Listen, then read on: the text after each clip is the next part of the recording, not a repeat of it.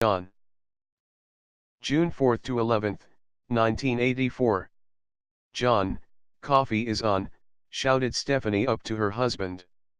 Be right down, hot snipe, John responded. It was 7 a.m., and the O'Malley household was coming to life. Dad, hurry up, I got to use the bathroom, his daughter, Julie, knocking on the bathroom door, shouted out to him. Okay, I'll be out in a minute, he answered. Were frenzied. Minutes later, John was on his way downstairs for his morning breakfast, stopping by his son's room to knock on the door and tell him it was time to get up. Okay. Dad. I am up, John heard as he continued on his trek downstairs. As usual, Ingrid, the youngest, was sitting at the table, wide awake. John always wondered whose child this was, since all of them were not early risers. Hi, Dad, Ingrid announced. Hi, sweetheart, he nodded. Walking by the stove where his wife stood making eggs, he smiled, giving her a kiss, and then walked over to the counter to pour his morning coffee. Nick said that he put down when he noticed the morning paper was not on the table. Where is my climb paper? He inquired. Oh, sorry, honey, forgot to bring it in, Stephanie said. John got back up and walked over to the front door. There, sitting on the porch, was his morning paper. I like this newspaper, boy or girl, whoever it is that now delivers the paper, he thought to himself. They were punctual, unlike previous kids who never seemed to get the paper there before he left in the morning. Now, sitting down at the breakfast table, he began his daily ritual of going over the paper while having idle conversations with Stephanie and the kids. Ingrid announced that she had been nominated as the Monitor of the Week of Policemen, tailed, keeping all the kids in a straight line. I see. That is quite a feat, John acknowledged. A few seconds later, John Jr. Nick thought, only for breakfast. Morning everyone, he announced as he came down the stairs. Grabbing a glass of juice, he sat down and began to drink. I got gym practice today, Mom, he said.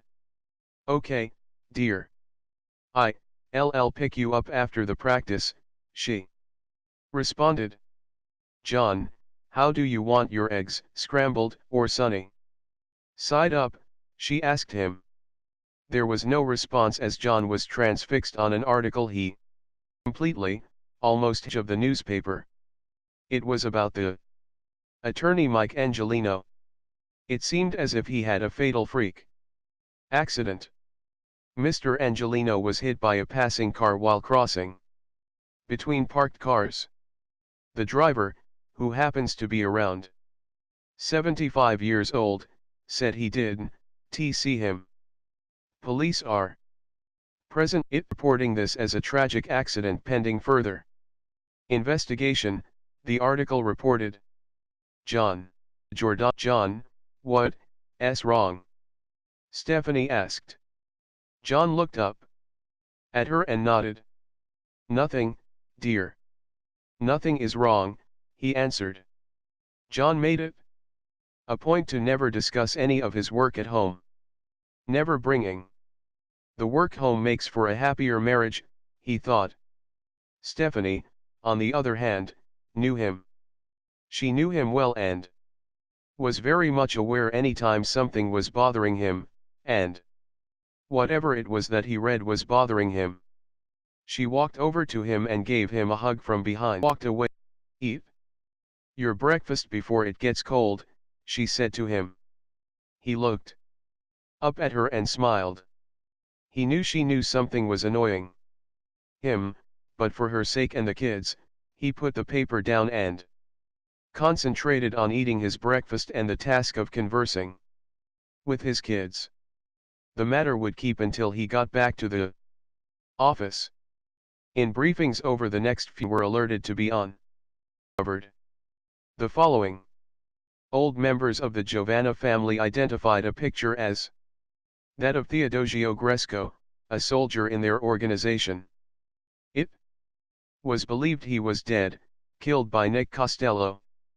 Both Theodore Enzinola, aka Uncle Ted, and Joseph Bolano, aka Get Them at Fat Man, were also men, also killed by Nick Costello.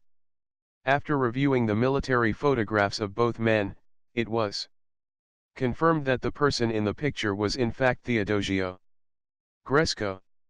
Military records of Mr. Gresco indicated that during his tour in Vietnam, he became a highly decorated sniper for the military.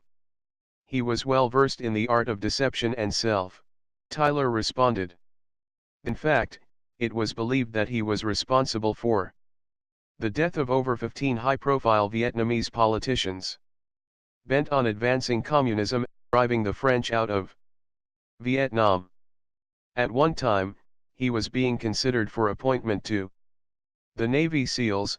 However, it was later determined that it would not be in our best interest, reasons unknown. Mr. Gresco was born and raised in Chicago.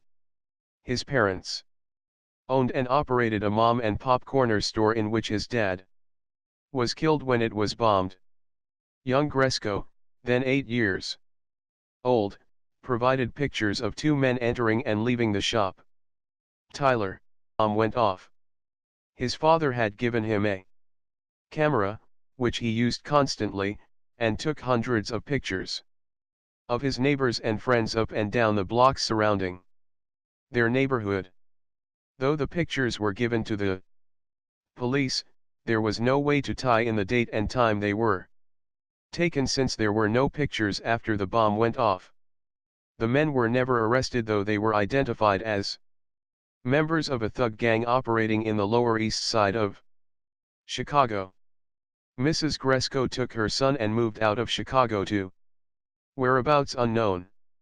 On the 13th anniversary of the bombing, the two suspects identified in the pic watched for about dead.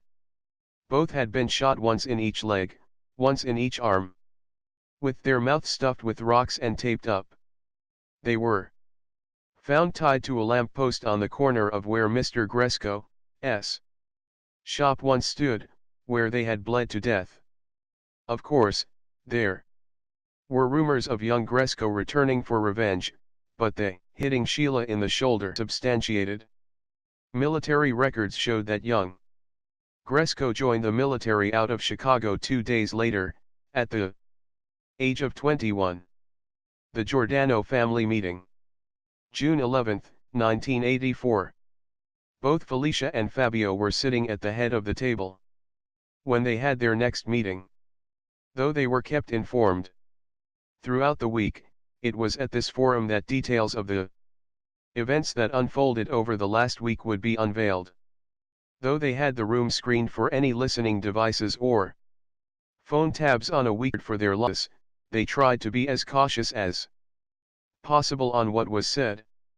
As a precaution, Felicia recently had all phones removed from the conference room, as well as any electronic devices. Half a cup of sugar. During the weekly scan for listening devices, she had the drop ceiling checked for any hidden cameras or other intelligence devices. Though all of these precautions were taken, Felicia insisted on, "You better not have cryptic dialogue, just in case." Felicia turned to Leo Russo. "Leo, I read the other day in the papers that our attorney had a freak accident.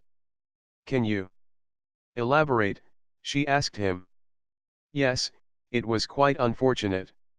It appears as if some elderly gentleman lost control of, running poor Mike Angelino over, killing him instantly. The police are investigating the matter. However, it seems like it will be deemed a tragic accident," he responded. Fabio, looking concerned, asked, "How is the elderly gentleman?" Who was driving the vehicle taking it all? Not so well, that I would look after you. So traumatized with the incident that he went on vacation, deciding to take a tour around the world.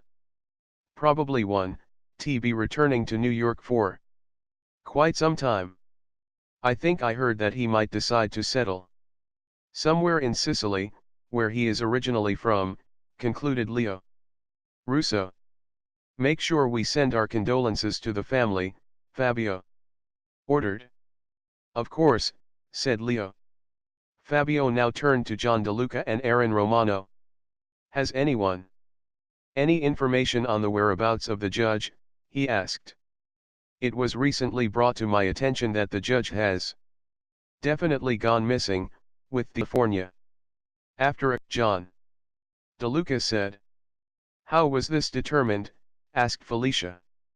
Aaron Romano added, 2 of our men approached the head priest at Riverside Church after they received word that the judge had been spotted there. The priest, thinking the men were FBI agents, asked that they move the car left by the other 2 agents. It was still parked in front of the church. The car was removed as he requested. Tyler within investigation unveiled that the car was assigned to the OCTF office out of Manhattan.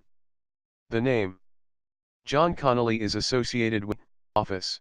Nice looking house. Arrival of our men, the area was swarmed with several police officers who were called by local residents, reporting gunshots heard coming from the vicinity. But the hot dog vendor they interviewed reported no such occurrence and they left.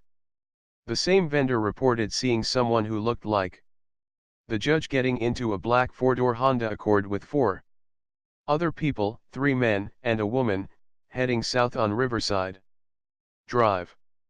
He was able to get the first 3 digits of the license plate, 47K. We ran the numbers and came up with 14 possibilities. Of the 14, only 147K PDT belonged to a detective out of the 26th precinct by the name of Tyler Santiago, and get this, no one has seen Mr. Santiago since then. Both Felicia and Fabio were no longer impressed with the expertise of their employees. They had paid handsomely for their services and, over the years, had made it a point to educate them in the world of criminology. The Giordano family's ability in intelligence gathering was the envy of every crime family. Get me all the information you can gather on this Tyler, including family ties and pictures, Felicia ordered. Adriana Romano, raising her hand, politely interjected. Felicia, Fabio, it was reported to me, by 2 close friends, that they thought they had spotted the judge and 2 other people, a woman and a man, going into Riverside Church on the afternoon of June 7. They weren't 100% sure, so they stuck around to see. Unfortunately, they were approached by a man they believed to be an undercover agent. There was an exchange of fire forcing them to leave the scene. Did they get any information on who this undercover agent was? Felicia asked. No, replied Adriana. Damn it, remarked Felicia. Pass the word that we need to identify who is watching over the judge. Even if you have to get arrested, get the name of the agent who arrested you. This could help us track the judge down, Fabio ordered. So they headed south on Riverside Drive, remarked Felicia. They wouldn't go to any place that is crowded. They know we have too many eyes out on the streets. So where would they go? Probably got onto the Henry Hudson Parkway and headed north, away from the city. They could have crossed the George Washington Bridge, or continued up to the Bronx. Does anyone have any ideas? She asked. If they crossed the George Washington Bridge, we should be Able to pick them up on the cameras that are overhead, said Fabio. I'll look into that, Leo volunteered. In the meantime, put the word out that they may be hiding uptown and that there is a reward of $25,000 for any reliable information. Also, we will feed any new information down the line as it becomes available, added Felicia. Make sure that the vendor who was kind enough to keep his eyes open for us gets a reward. I want everyone out there to know we keep our word and that we pay promptly. Also, Adriana, have your two friends come in. I would like to speak with them, Felicia ordered. Yes, I will get a hold of them right away, Adriana responded. Is there any other business we need to discuss? Asked Fabio. Yes, responded Encino Russo. It appears as if the information left at the breakfast house was picked up on June 2nd. At around 1 p.m. Though there was some distraction in the opposite side of the restaurant, our man did see a blonde-haired man go in the direction of the restroom where the information was placed. As instructed, our man went outside immediately and, after a short wait, spotted the man exit through the restroom window and get into a rented vehicle. After writing down the license number, our man went back into the restaurant's restroom and found the envelope gone. It turned out to be a rental that was picked up close to MacArthur Airport and dropped off in New Jersey. A man fitting his description flew into MacArthur Airport from Chicago's Midway International Airport early this morning using the passenger name of Robert Edwards. We were able to determine the name through the credit card he used to rent the car. As of this moment, his whereabouts are unknown, though we are monitoring for any activity on his card.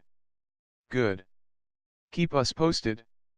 Remember, he probably has more than one disguise, responded Felicia. Yes, we will keep you posted, Encino answered.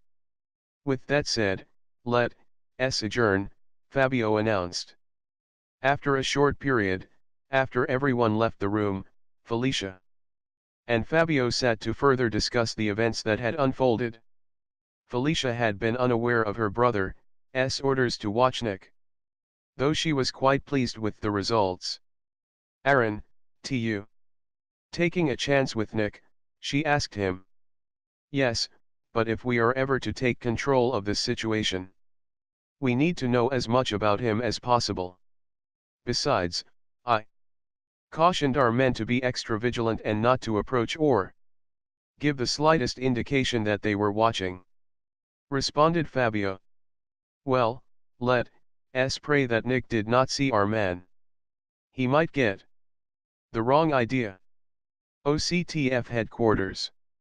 June 4 to 12, 1984. John Connolly went over the reports of the last week. It seemed like the driver of the car that killed Mr. Angelino, the lawyer for the Giordano family, had disappeared. Though it was ruled an accident and the case closed by the local police, John wanted to question the guy. He didn't believe in coincidences. Not much could be done about it now. At their morning meeting, the agents briefed John on their findings. The detectives assigned to investigate the reincarnation of Mr. Kenny Roberts, A.K. a lefty, working with Captain O'Malley, had a sketch artist sit with him to try and sketch the guy who drove them to the New Jersey pier. Mr. Roberts did say that he remembered that the guy's first name was Malco and that he was attached to the Costolino family, but that is all he could remember. They went back and found that there was a Malco Lombardi, and they did have a file on him with a picture, who by the way was a victim at the fatal breakfast at La Ristorante. Mr. Roberts said that was not the guy who picked them up. They then took the sketch and tried to match it against thousands of photographs from that time frame and could not come up with a match. Who the hell was this guy, Connolly thought to himself. He stared at the picture for a while as if he had seen this man somewhere else, but he could not put his finger on it. Ms. Diaz, Mr. Summers, take this picture to our Lewisburg penitentiary facility and see if the picture jogs any memories with any of our career prisoners. Most of those housed there are associated with crime families in the northern region of the United States. Offer them some privileges if we get their full cooperation. I have this gut feeling that it is essential we identify this guy as soon as possible. Make sure you talk to any members of the old Sabraggio family who may still be alive. Ed White advised John Connolly that both Sheila and Samuel had not reported in and that he was worried about them. Look into it, Ed. In the meantime, see if you can find out what has happened to our bug request for the Giordano estate. Yes, sir, get right on it, Ed replied. Now turning his attention to the rest of the agents in the room, John said, folks, we are closing in on the Giordano family. Every day we are getting new evidence against them. Unfortunately, nothing that we have is concrete. They have proven to be a lot smarter than we anticipated. What we do know is that they have eyes and ears in most of the government agencies, though we cannot identify who the moles are. We would have to triple our size to investigate all of the rumors. What we can do is stay vigilant with our eyes open and ears to the ground. I want each of you to pick a couple of precincts to visit and make contact with the captains and their best officers. See if we get lucky and pick up some information that could link the Giordanos to any local crimes. Also, find out if there are any rumors flying about that we should know. Good luck to all of you, said John. A short time later, Ed appeared at John Connolly's door. No good on the wiretapping, sir, reported Ed. Damn. How are we supposed to get these bastards if we can, even get a simple wiretap installed, he screamed. Sir, how about another attempt at infiltrating their organization? Ed asked. John looked at Ed, and memories of the funeral services for the two slain undercover officers came vividly to his mind. I can ask another young officer to risk his life. We already lost two. Too many, he said. Yes, sir, I understand, replied Ed. Over the next few days, reports were coming in from all over. Precincts were reporting that a $25,000 reward was posted for any information about the judge. Also, and to everyone's surprise, they were searching for a 1984 black four-door Accord. Agent John Connolly was envious of how quickly the Giordano family had the information out on the street. He knew that it would only be a matter of time before they found the judge and the other agents. John called O'Malley, instructing him to let Tyler know, if he called in, that he has to ditch the car as soon as possible. John had advised Sheila to call in every few days so that they could bring her up to date on any new developments. She was to use a payphone and never to divulge her present location. Everyone was on pins and needles as the information continued to pour in. A new gunsmith in town. June 5, 1984, New Jersey. Nick remained in his room for most of the time as he went over all of his options before deciding to venture out as Neil Gallucci.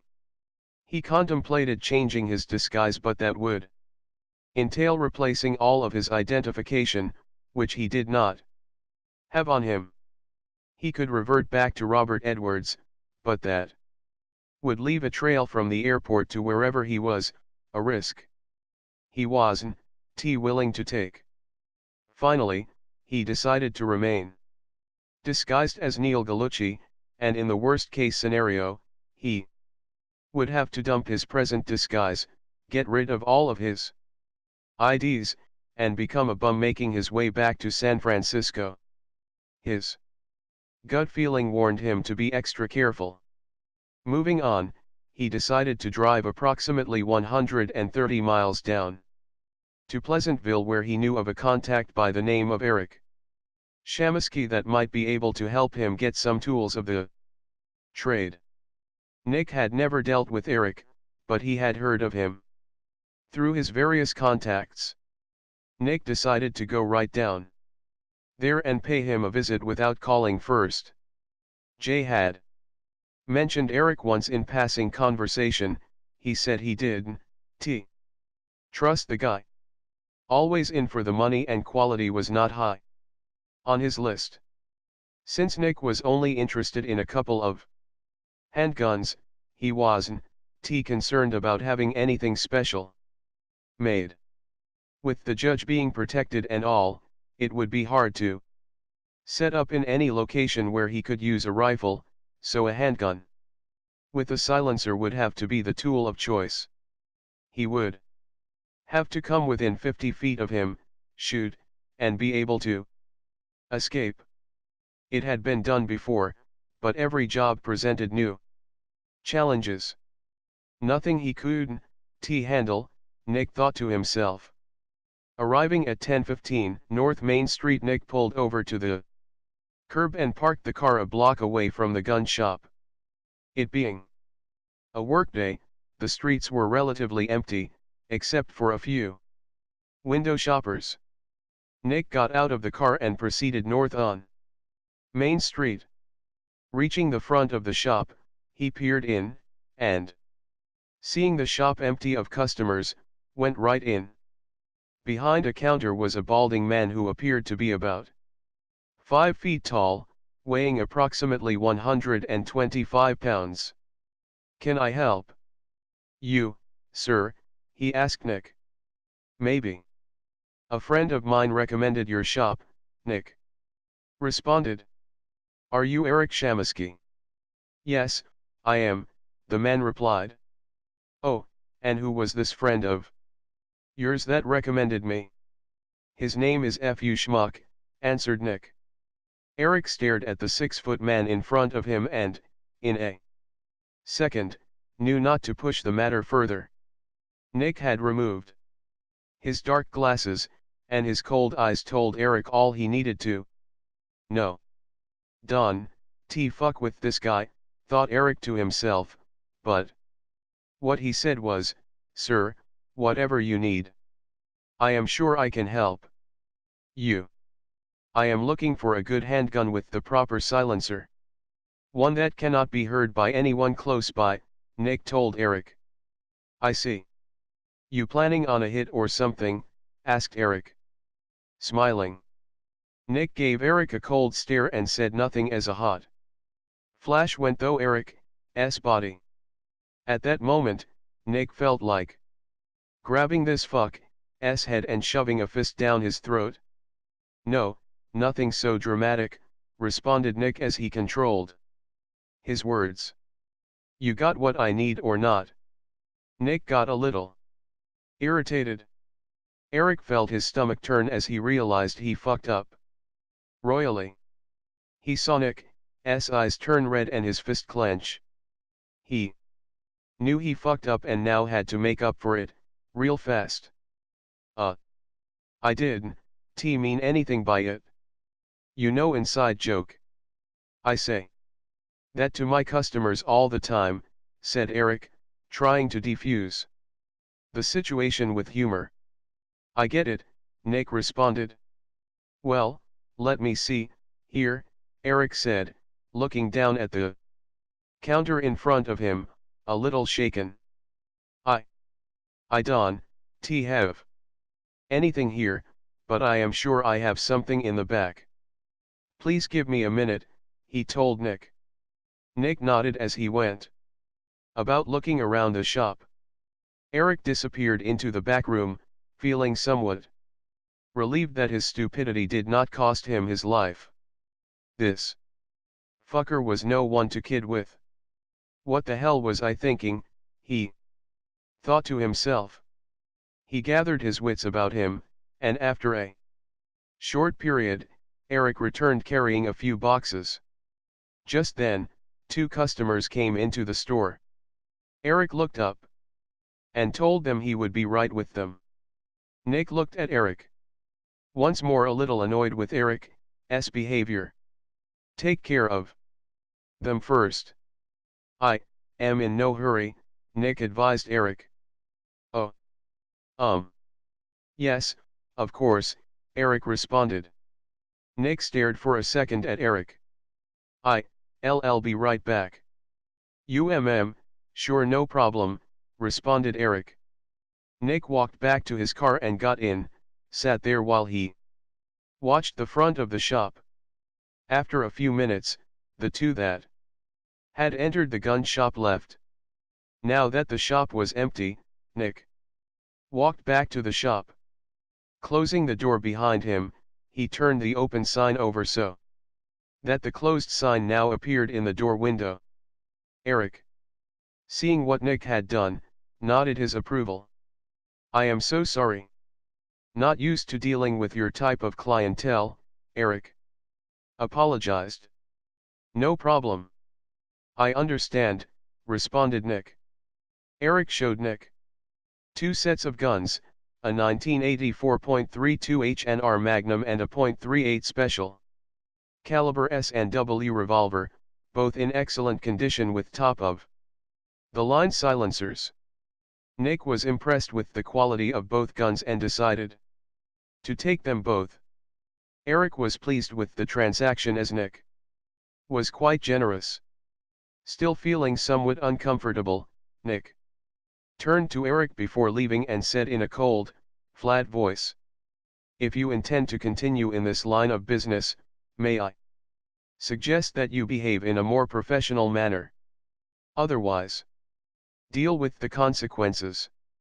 Eric stared at Nick's cold eyes without flinching as he finished making his statement and left the shop.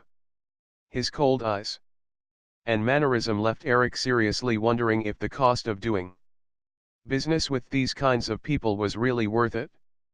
That night Eric would not sleep well at all. Nick arrived back in Newark, and for the next several hours went over the interaction between himself and Eric Shamisky. Finally making up his mind that unnecessary risk was unacceptable in his line of work.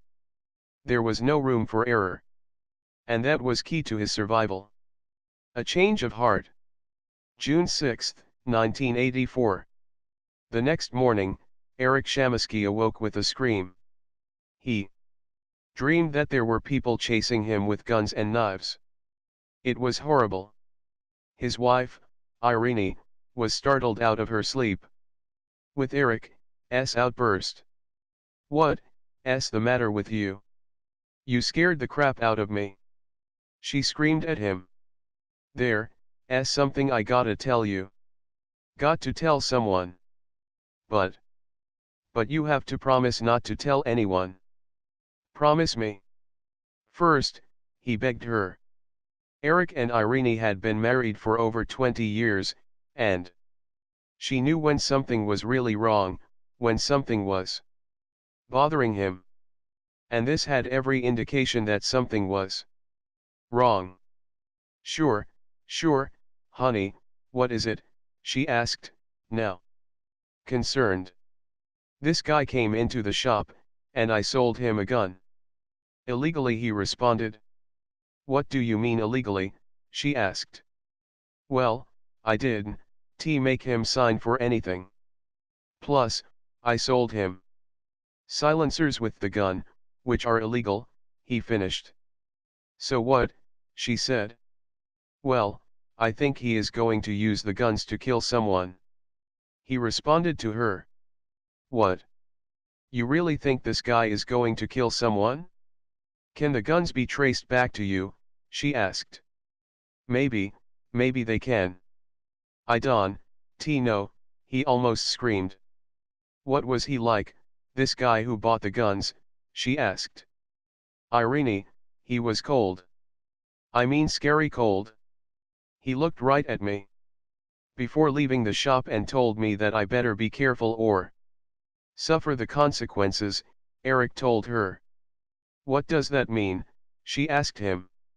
You know, suffer the consequences. I think he meant I could get killed if I screw up. I am sure that's what he meant, Eric responded. She sat there staring at her husband. She could see that this guy really scared him. This was really serious. Eric, you could go to jail for selling the gun, she told him.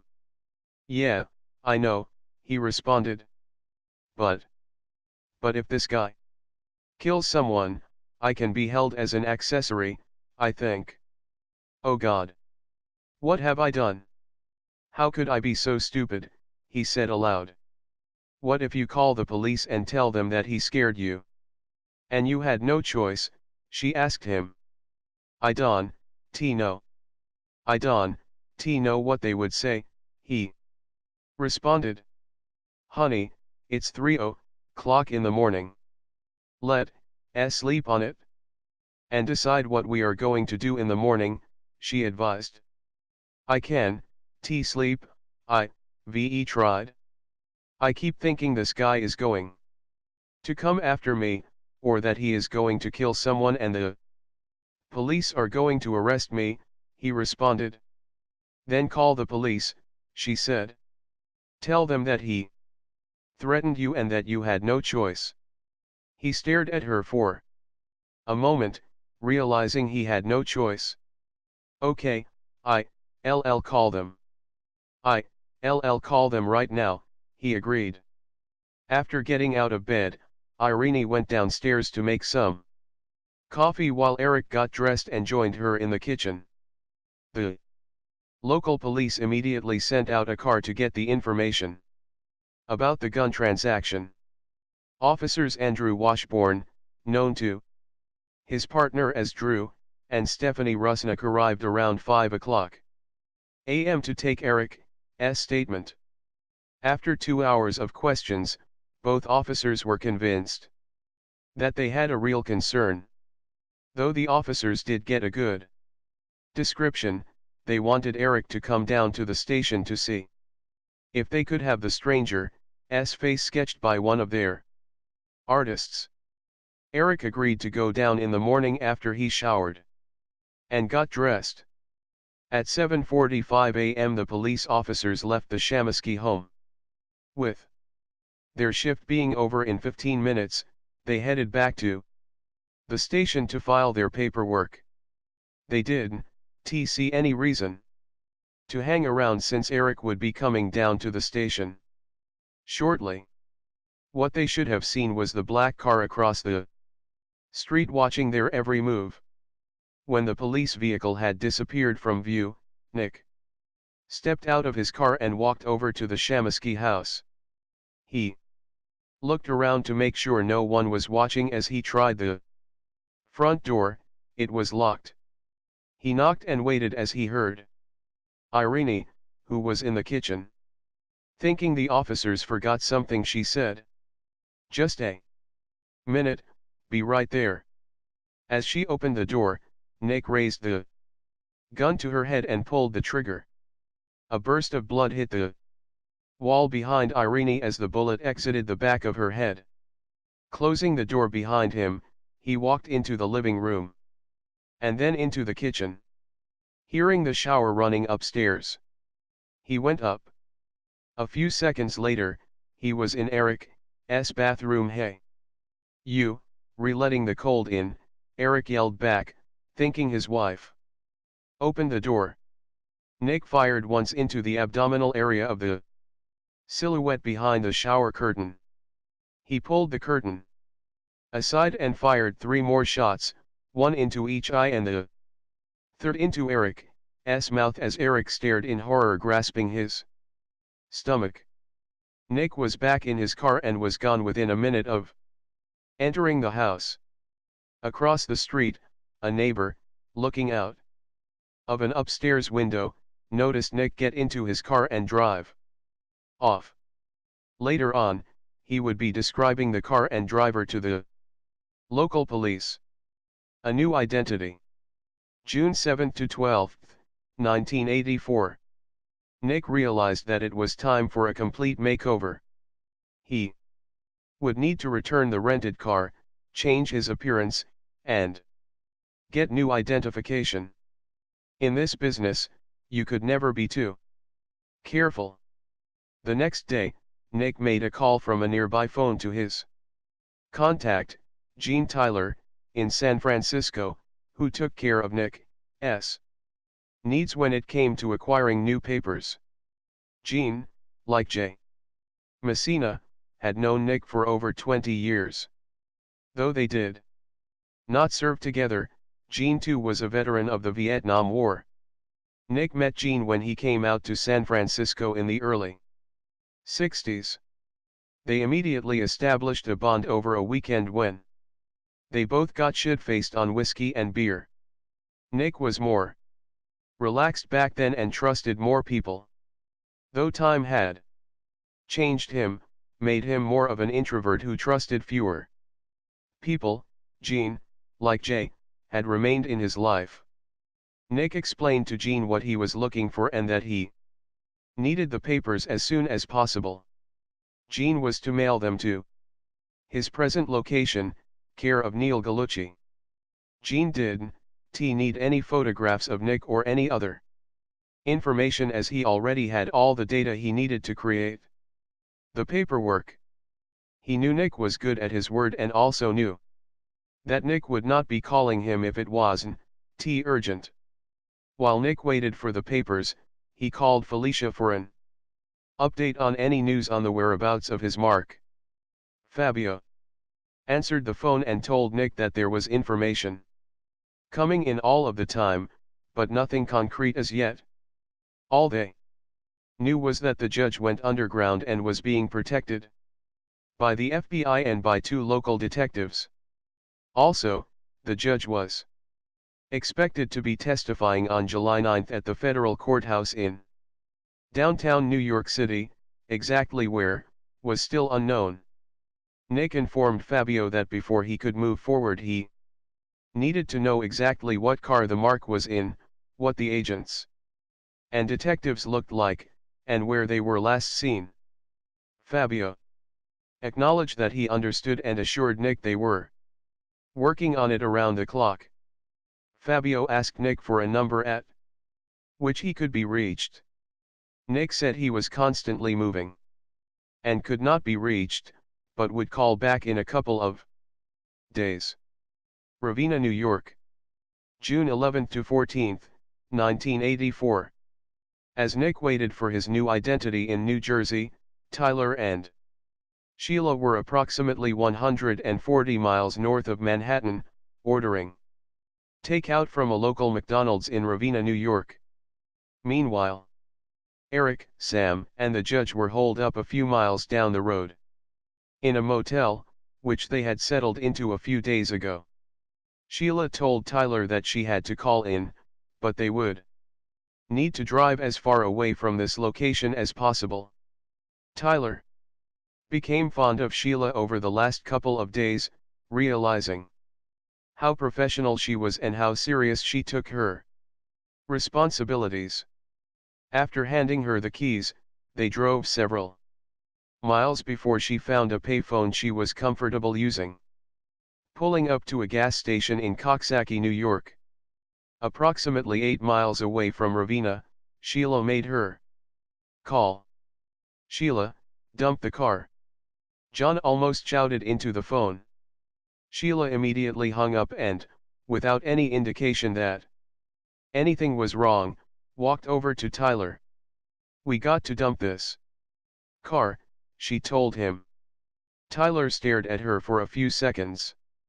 "Shit. How stupid could I have been to use my own damn car? He asked himself aloud. Driving toward the New York Thruway, they decided to dump the car at a nearby train station. With the assistance of the local police, they were able to obtain a car from a local dealer, without revealing who they were or where they were going. At the local precinct, they finished up their transaction as a news broadcast came over the wire that the police were looking for a 1984 black four-door Accord with the license plate of 47 KPDT. The captain stared at both Tyler and Sheila as they all listened to the announcement. "What the hell?" Tyler remarked. "We need to get the hell out of here as soon as possible," he told the captain. The captain, a 30-year veteran of the police force, advised them to stay off the main roads. As soon as Tyler and Sheila were on their way, the captain called the TV station, ordering that the broadcast be immediately suspended. Back at the motel in Ravenna, the owner on duty saw the license plate number over the broadcast and reported to the local police that the driver of the car checked into the motel several days ago and was still there. This information hit the Giordano family within 15 minutes of the call. They immediately dispatched some of their people to the motel. Tyler and Sheila, now driving a 1983 blue four-door BMW, headed back to the motel quickly with lives now hanging in the balance. 20 minutes later, they were knocking at the front door of their room. "We need to get out of here, right now," Sheila ordered. They scrambled out of the room and jumped into the BMW and headed out of the complex. At the same time, the owner of the hotel was advising two strangers claiming to be from the FBI the room number of the suspects. As they were exiting the office, a blue four-door BMW passed by going in the opposite direction. Sheila, who was sitting in the front passenger side, glanced at the two men as one of them met her eyes for just a second. Both parties continued on their way in opposite directions. A minute later, the two men were walking past the room, pretending to be chatting with one another as they did a quick glance through the window. They could see no one was there. Just then, the owner came running up to them, excited. "Hey, fellas, they just left in that BMW that passed you," he shouted. "What BMW?" asked one of the men. "The blue one that went right past you as you left the office," the owner responded. "How the fuck do you know?" they asked. "'Cause I saw them. I saw the guy who rented the place driving the car. They obviously switched cars," the owner added. "Shit. We got to call it in," said one of the men. A minute later, the Giordano family was receiving word that they had switched cars. The Giordano family found out that the broadcast had been cancelled per a request from a police captain in upstate New York, around the town of Coxsackie. All were ordered to keep an eye out for a 1983 blue four-door BMW with 5 passengers. Within the hour, Nick called to see if there was any progress in locating the judge.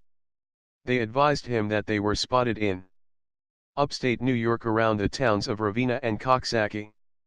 Having received the package he was waiting for, the transformation took approximately 1 hour. Nick's new identity, that of Joseph Drummer, a salesperson out of Kansas City, called for him to change his appearance completely. He bought some hair dye from the local drugstore, changed his hair color to black, and shaved off his mustache.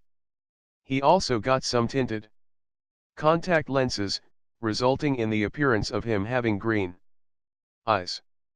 Nick walked away from the motel, never checking out, and took a cab to a nearby car dealership where he paid cash for a 1980 black Buick Century Sport Coupe. Using the Nick Gallucci, and later on Robert Edwards, ATM cards, he withdrew a few $100s from each account at several ATMs. He made sure to park out of camera view and never look directly into any of the cameras.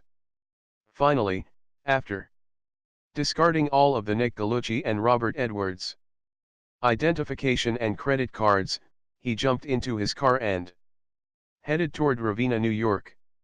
Giordano family mobilizes. June 11 to 14, 1984. Realizing the urgency of the situation, Fabio dispatched all available vehicles, now equipped with mobile phones, to Ravenna and Coxsackie. All were advised to look for a blue BMW with 5 passengers, consisting of 4 men and a woman. Within 30 minutes, there were over 50 cars headed upstate. Jimmy Russo, John DeLuca, and Encino Russo coordinated from the Giordano home in New Jersey, instructing the various drivers which roads to take so that they could cover a larger area. Some cars were told to remain at strategic spots looking for any cars fitting the description in case they decided to return to the city.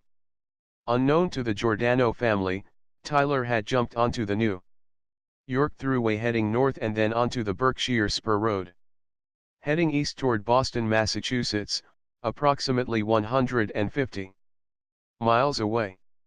Running on half a tank of gas, they were forced to stop at a local gas station to fill up. Not having any cash on them, they decided to let Sheila pay for the gas using her credit card, a mistake they would later regret. Back at the Giordano home, information was pouring in on who the detectives and FBI agents might be. The 2 guys who almost caught up with them at the motel described Sheila to the Giordanos. Felicia knew instantly who she was and ran over to her purse and pulled out Sheila's calling card. "Talk about screw UPS," Felicia said aloud. "Get all the information on this bitch." Her partner's name is Williams. Don, T. Remember his first name, but it shouldn't be too hard to find out, she said. A few minutes later, Nick called in for updates, at which time the Giordanos informed him that they could provide him with a mobile phone so that they could keep him up to date as the information came in. Nick agreed that this would speed up the process and that he would call back about the location of the drop. Traveling north on I-87, Nick called them back an hour later, telling them to drop the phone off at a restaurant located on the corner of Jane and Patton Streets in the town of Saugerties, less than a mile off the thruway. Half an hour after that, a car pulled up with 2 men in it. One remained in the car while the other entered the restaurant, unaware that Nick was observing them through binoculars from a parked car across the street. Nick watched as they drove around the restaurant, parking across the street just a few cars from where Nick was. Nick pulled out alongside them on the passenger side. Both were busy looking for Nick through their binoculars and did not notice he had pulled up next to them. Nick rolled the window down, pulled out his silencer, and fired into the car. The first shot shattered the window and struck the man on the passenger side of the car. Before the driver could react, Nick fired a second shot, hitting him in the eye. The third and fourth shots finished the job on the 2 men. Nick stepped out of the car, reached into theirs, and removed their mobile push-to-talk phone. "Thank you, gentlemen," Nick said, then drove away. A few minutes later, there was a squawk on the phone Nick now had. "Come in, Sightseer," Nick heard over the air. "Sightseer here," Nick responded. "Did you connect with the pigeon?" the voice asked. "Yep, connection made," responded Nick. "Well, what was he driving?" What did you learn? The voice shouted. That you shouldn't send boys to do men's work, Nick responded. There was a long pause. Who the fuck is this? The voice asked. You know who this is. So let's stop fucking around. Put Fabio or Felicia on, right now, Nick ordered. Nick, is that you? Felicia asked. Yes, it's me. Thank you for the radio. Oh, sorry about your two friends. You need to make the necessary arrangements about letting their next of kin know of their sudden departure, Nick said casually. You son of a bitch. Felicia shouted at him. Now, that is no way for a lady to act. Business is business. They shouldn't have taken a detour. Was that yours or your brother's orders? Nick went on. Does it matter? She asked him. Actually, it does not, Nick responded. So where do we go from here? Still want me to track the judge down, or are you having a change of heart? Nick asked her. You got your orders, Nick, she responded. Well then, do you have any new news for me? He asked. Yes, the agents traveling with the judge are Sheila Cooper and Samuel Williams. If you like, we can fax you their pictures, Felicia said. That would be nice. I'll get back to you on where to fax them, Nick responded. Felicia once again felt that sickening feeling in her stomach. About Nick. Not so much because he killed two of her people, but because she could not control him. He mocked her without any fear for his life. Didn't he know who he was talking to? Didn't he realize she could have him eliminated at a moment's notice? Who the fuck did he think he was, she thought to herself. Nick continued his journey north along the New York Thruway and decided to take up residence in a nearby motel in Ravenna. He would wait until he got word on the latest sighting. A couple of days later, a call came in that Sheila had used her credit card at a gas station a few miles east of the Thruway. Nick immediately checked out and jumped onto the Thruway heading north to Berkshire Spur Road. 15 minutes later, he was headed east, less than 120 miles from where Tyler and his traveling companions decided to hole up for the night. Closing in. June 14, 1984. A couple of days after checking into a motel in Framingham, Massachusetts, Sheila decided that they should call in to see if there had been any new developments since the last time she spoke to Agent John Connolly.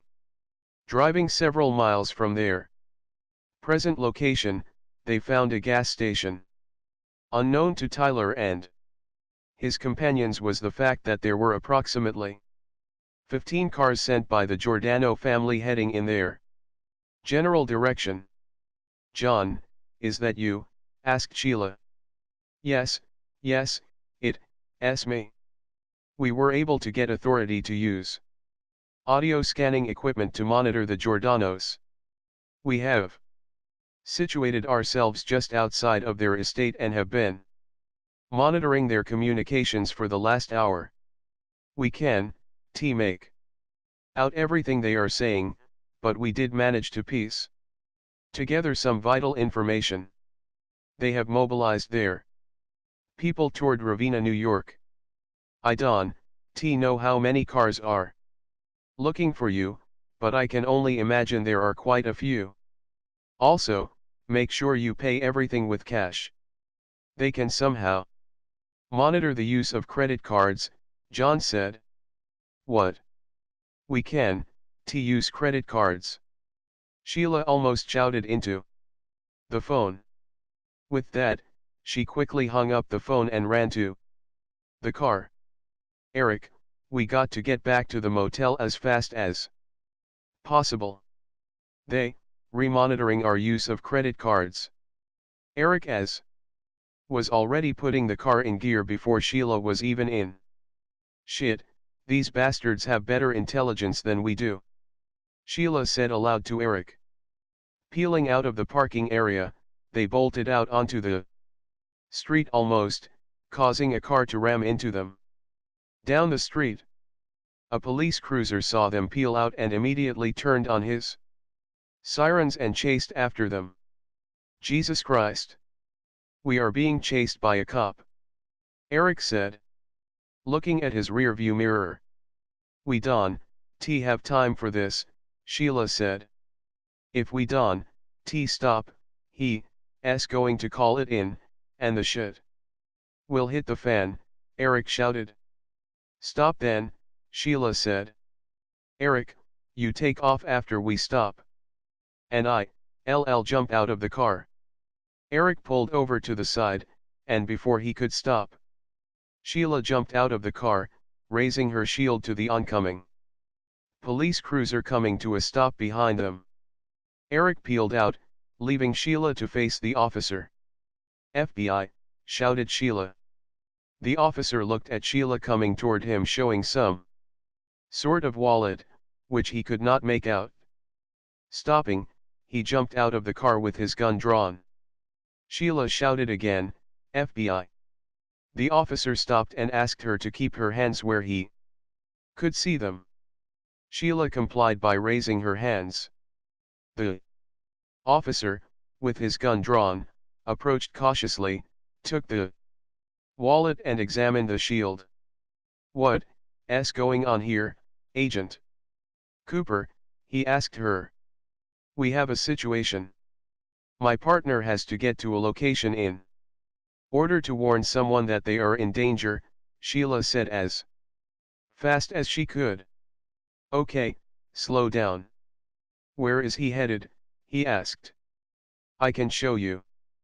But please, we have to hurry, Sheila said. I'll call for backup, the officer said. No, the people that are after us are monitoring radio transmissions. We can take a chance having our location revealed, Sheila said. Oh. Okay. Okay. Let's go. The officer got into his cruiser while Sheila jumped into the passenger side. With sirens blaring, they drove after Eric. What's your name? Officer? Sheila asked. Gene Tyler, he responded. Have you ever had to use your weapon in the line of duty? Gene asked Sheila. No, Gene responded. Back at the Giordano home, they got word that someone using Sheila's credit card checked into a motel at 1186 Worcester Road in Framingham, Massachusetts. This information had already been broadcast to all the cars, including the car Nick was driving. All cars were now headed toward their location. One of the Giordano cars was pulling in south of Eric, who screeched into the motel parking lot, bringing their attention to him. The three occupants stared at Eric as he jumped out of the car and ran toward one of the rooms and started knocking frantically at the door. A few seconds later, they saw the judge emerging from the room. Shit, it's them, shouted one of the occupants. What do we do? Another said. Over the mobile phone, they heard someone shout, take them out. Now. It was Fabio shouting the order. Without thinking, the men jumped out of the car and started firing at Eric and the judge. Tyler ducked behind the BMW while he was running out of the room, pulling out his revolver and crouching next to Eric. The judge had already gotten into the back seat of the car when Tyler reached in and pulled him back out as a hail of bullets battered the car. Get back into the room, Tyler ordered. The judge ran back to the room as Sam was coming out with his gun drawn. Cover the judge, Tyler shouted back to Sam. Sam retreated back to the doorway of the room and took a stand there.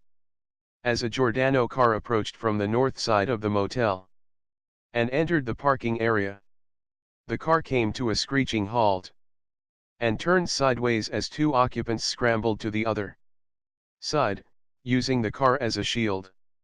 They were now caught in a crossfire as the occupants from the other Giordano car on the north side opened fire. Sam was hit as he ducked behind a parked car in front of the room but was able to get off a few shots at the newest car to join the attack. A few seconds later, another Giordano car was bearing down on them, right over the sidewalk heading straight for Tyler and Eric.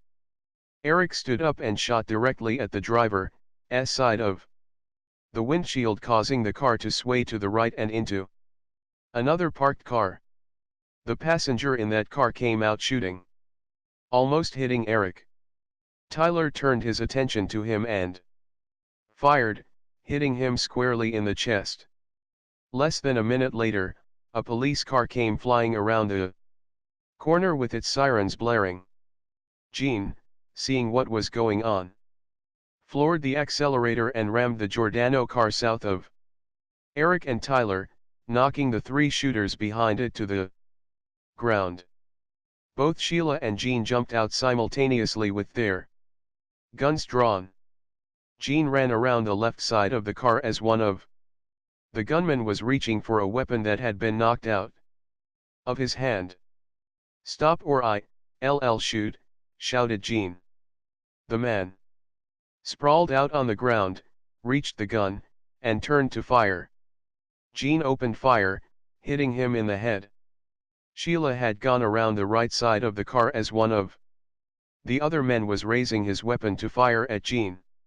She took aim and shot, killing him instantly.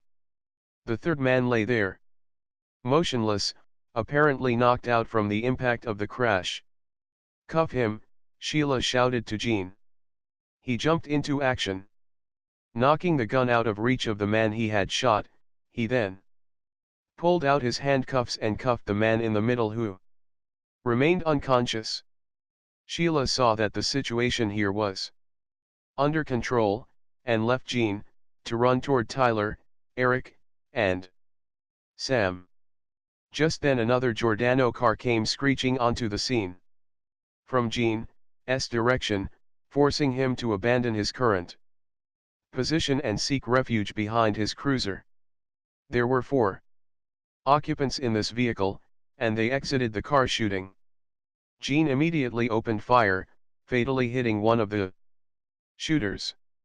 Sheila stopped her run toward the BMW and turned back to Jean, who was being bombarded with gunfire. She could not get a clear shot and knew precious seconds were slipping by. This young officer's life was now in danger.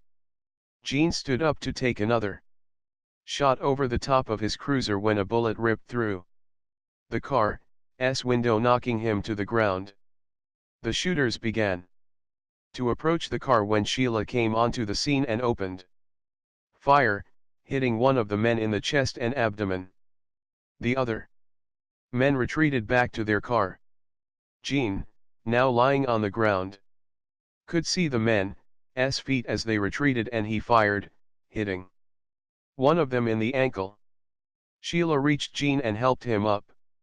"That's great shooting," she told him. Jew. Just lucky," he replied.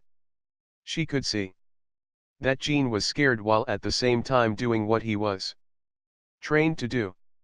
They could hear sirens in the distance. The cavalry was coming, thought Sheila as she kept the shooters at bay. In the meantime, Tyler, Sam, and Eric were keeping their assailants at bay as well, and were more than relieved to hear the sirens. As the police cars came onto the scene, they took positions at different locations, blocking any retreats by any of the cars. Now that they were surrounded, the men behind the 2 cars raised their hands and surrendered to the police. In a matter of Seconds, it was all over.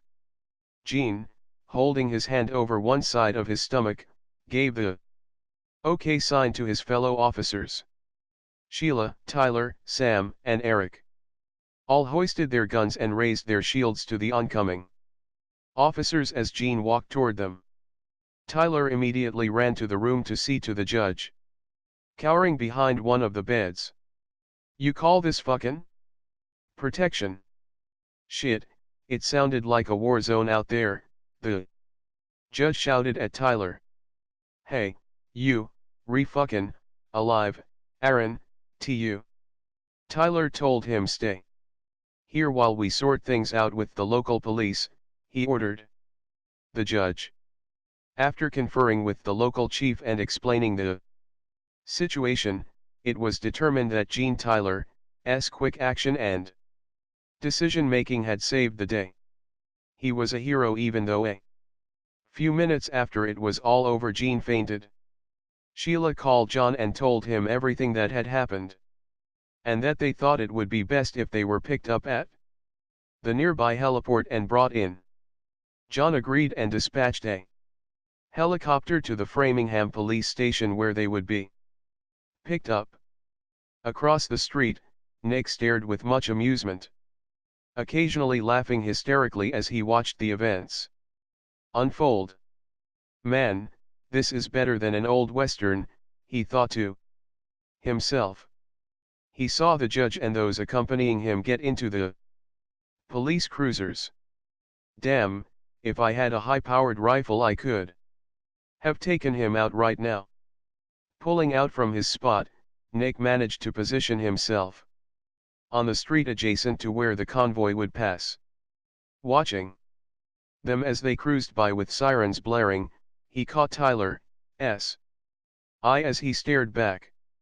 It was as if the world had stopped revolving. Up and away. June 14, 1984. Among the armada of police cars and regular traffic were 6 of the Giordano's cars following to see where the judge was being taken. They communicated over their mobile phones and half an hour later, arrived at the Framingham police station where a helicopter was waiting. They could see the judge and 4 other people get into it and take off. Fabio ordered all cars to keep an eye on the direction the helicopter was headed, and to try and follow them as long as they could. Giordano immediately called a pilot they knew at a nearby airport to see if there was a way to track the helicopter. Within 20 minutes, they had an airplane headed in the general direction the helicopter was last seen. Within minutes, it was reported that the helicopter landed at the heliport in mid-Manhattan. This was taken as good news by the Giordano family since they had eyes and ears throughout the city of New York, cab drivers, street vendors, and anyone who was interested in making a fast buck.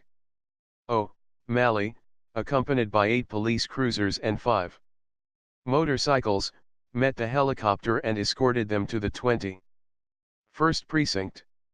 "We got the call from Agent Connolly that you guys needed some help," O'Malley told Tyler. Both Eric and Tyler were pleased to see their captain and their fellow officers. "Yeah, it's been a lot of fun playing babysitter for this character," replied Tyler. "Hey, it hasn't been a picnic for me either," the judge remarked. Sam, who had taken a bullet in the leg, was left behind at a local hospital while Sheila, Eric, and Tyler went on. "How about we put him in protective custody in a nearby hotel?" O'Malley suggested.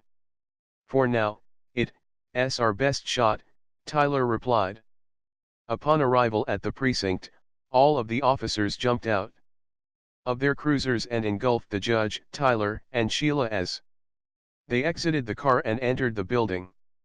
What followed next was a quick exit through a tunnel connecting the precinct to a small warehouse next door, a little known fact to the neighborhood at large. They hurried the judge, Tyler, and Sheila to an unmarked car that was waiting. Once inside, they all ducked down in their seats as the driver pulled out into plain sight, appearing as a lone driver.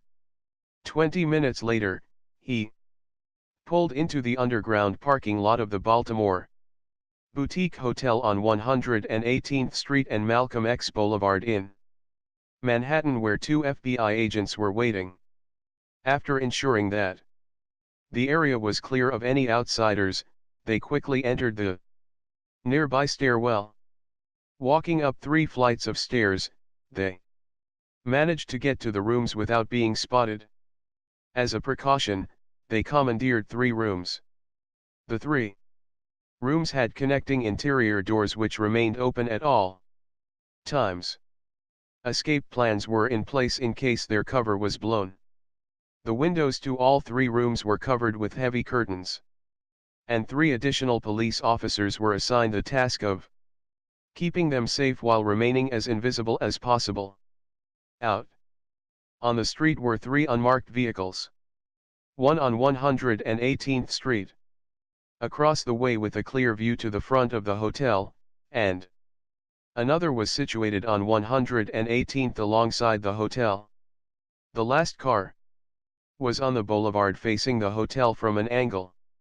All 3 were instructed to keep an eye out for any vendors, street peddlers, cab drivers, and anyone else that was paying too much attention to any of them or the hotel.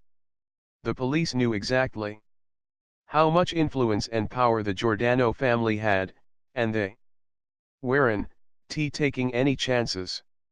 Though they felt somewhat secure at their present locations, they had all agreed that they would once again be moved at a more opportune time. After hearing the direction the helicopter took, Nick headed toward the Westerly State Airport in Massachusetts, where he left his car and took an airplane to Kennedy Airport in Queens.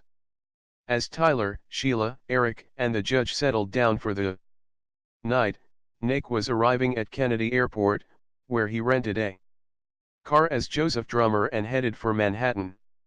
Leaving the airport area, Nick pulled to the side of the road and turned on the mobile phone. "Hello. Is anyone there?" he spoke into the phone. "Is this Nick? Where are you?" Felicia asked. "Never mind that. Any word on where our pigeon may be?" Nick asked. "Yeah, they landed in Manhattan and went directly to the 26th precinct," was the response Nick got. "You know, this job has become too complicated, too many people involved. So I have decided to withdraw from our contract," Nick said. "You what?" Felicia screamed into the phone. After hearing his sister scream, Fabio rushed into the room, yanked his sister around, and put his finger over his lips. A moment later, Fabio spoke into the phone. "Okay, if that's the way you feel. I understand," responded Fabio. Nick was amused at how smart Fabio was. How quickly he could analyze a situation and take the appropriate action. Though Felicia was smart in her own right, Fabio was proving to be a lot sharper. Nick knew that he would be the bigger threat over time than Felicia could have ever been. Turning off the mobile phone, Nick proceeded toward Manhattan. He knew his chances of catching up with the judge were pretty slim, but his gut told him that they were holed up somewhere in Manhattan and that he might get lucky.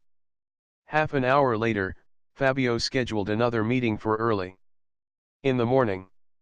Additionally, he ordered that the FBI surveillance van across the street from their estate be taken out just before the meeting.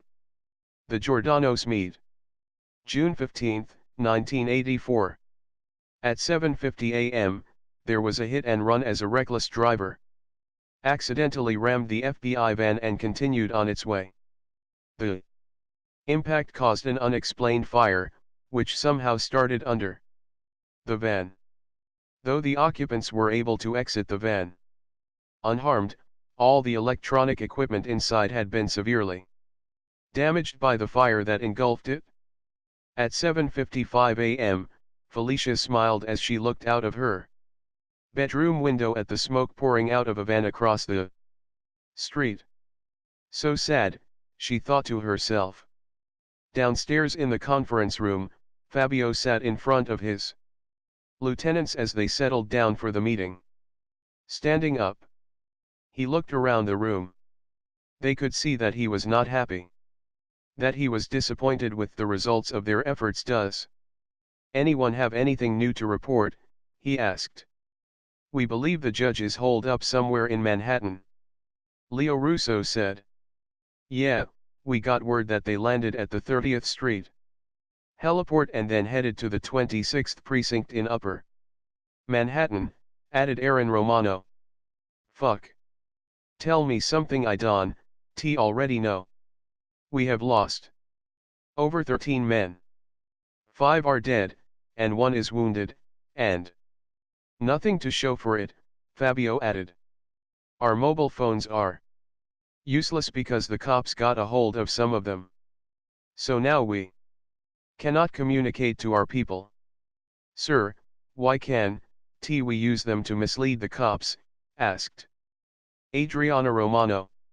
Silence engulfed the room as everyone looked at Adriana.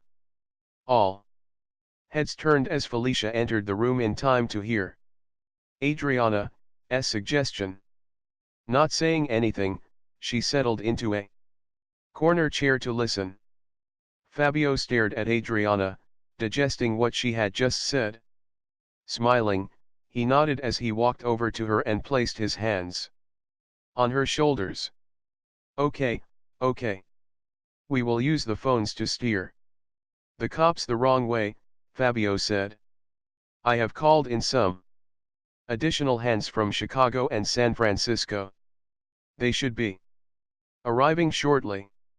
We need to concentrate all of our resources on the whereabouts of the judge. If you hear anything, do not use the mobile phones. Call us directly here. As of this moment, all instructions received over the mobile phones are to be construed as a sign to call in. Does everyone understand this? Fabio asked them. Yes, sir. They all nodded their overwhelming response. Okay, go and get them, Fabio ordered. As they all rose and began filtering out of the room, Felicia stood up and asked Adriana to remain behind. Fabio, Felicia, and Adriana took chairs next to each other at one end of the table. Adriana, we want you to take a more active role in the family, Fabio said. Yes, we are quite happy with you, added Felicia. I don't know what to say, Adriana responded. Commencing immediately, we want to bring you into our personal confidence and promote you to the family consigliere, Fabio said. Oh my God, Adriana blurted out. Yes, responded Felicia. What do you say? Asked Fabio. I am honored, Adriana said. Then your answer is yes, asked Felicia. Oh yes. Yes, of course. My father would be proud, Adriana replied. Both Felicia and Fabio smiled at her.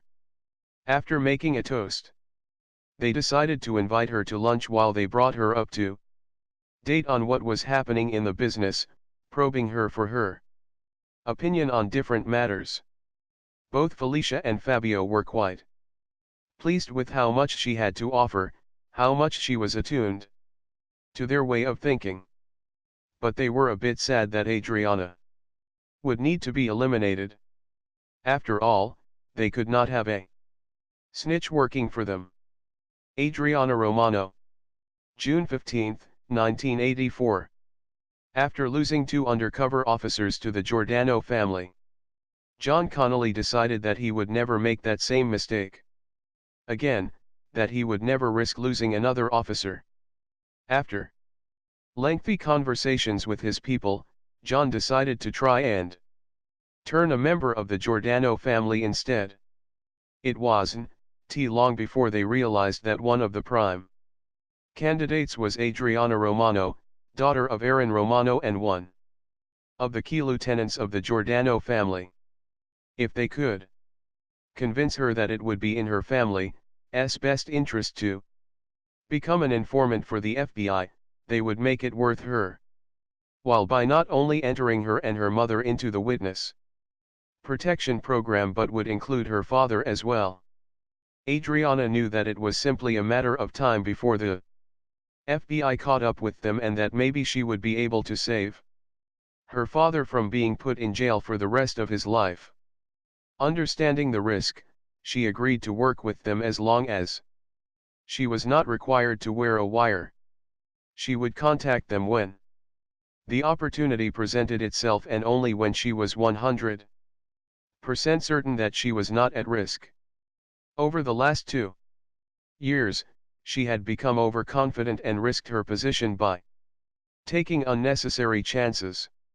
As a result, once when she had called FBI headquarters and could not reach John Connolly, she confided with an agent who, unfortunately, was working for the Giordano family. 3 days before Adriana had her meeting with Felicia and Fabio, John Connolly was visited by 2 of the FBI's internal affairs agents. John, knowing that there was a leak in the department, ordered their phones tapped by IA. After conferring with the 2 agents, John was saddened to learn that Ed White had received a call from Adriana, which was never relayed to him. "Ed," shouted John. "Yes, John. What is it?" he asked. "Did you receive a call recently from one of our people out on the field by the name of Adriana Romano?" John asked him. "Me? No. I don't remember receiving one." "John," replied Ed. One of the IA agents placed a tape recorder on the table and hit the play button. On it they heard both Adriana and Ed identify themselves. Adriana advised Ed to tell John that the Giordanos were mobilizing toward Ravenna, New York. This information had been relayed to John by Ed, but was relayed to him by the other agents situated outside the Giordano home. Ed stared at the tape and then slumped down on the chair closest to him. "They threatened my family. They said they would kill my daughter and wife if I didn't cooperate. I had no choice, John. You got to believe me. I didn't want to do it," Ed blurted out. "You need to go with these agents," John told Ed. With that, the 2 agents escorted Ed out of the office, in handcuffs. John immediately called out for all available agents to come with him. Meanwhile, Felicia and Fabio decided to confront Aaron Romano and put before him what they knew about his daughter. They had already decided that Aaron would probably have to be eliminated as well, but wanted to give him a chance to redeem himself. This, they felt, would be very interesting to watch. Aaron was met at the door by 2 soldiers who escorted him into the conference room, where both Felicia and Fabio were sitting with Adriana discussing their next moves in finding the judge. "What's going on?" Aaron asked. "Dad, the Giordanos have promoted me to be a consigliere," Adriana told Aaron. "What?" asked Aaron. Staring at Felicia and Fabio, Aaron was puzzled by this move since no outsider had ever been moved to this position. He walked cautiously to the table and sat down. "What's going on?" "Fabio, Felicia, what's going on?" he asked again. "It seems we have a problem," responded Felicia as she stood up and walked behind Adriana. "What kind of problem?" asked Aaron. As Fabio was about to elaborate further, they heard cars coming to a screech at the front of the house.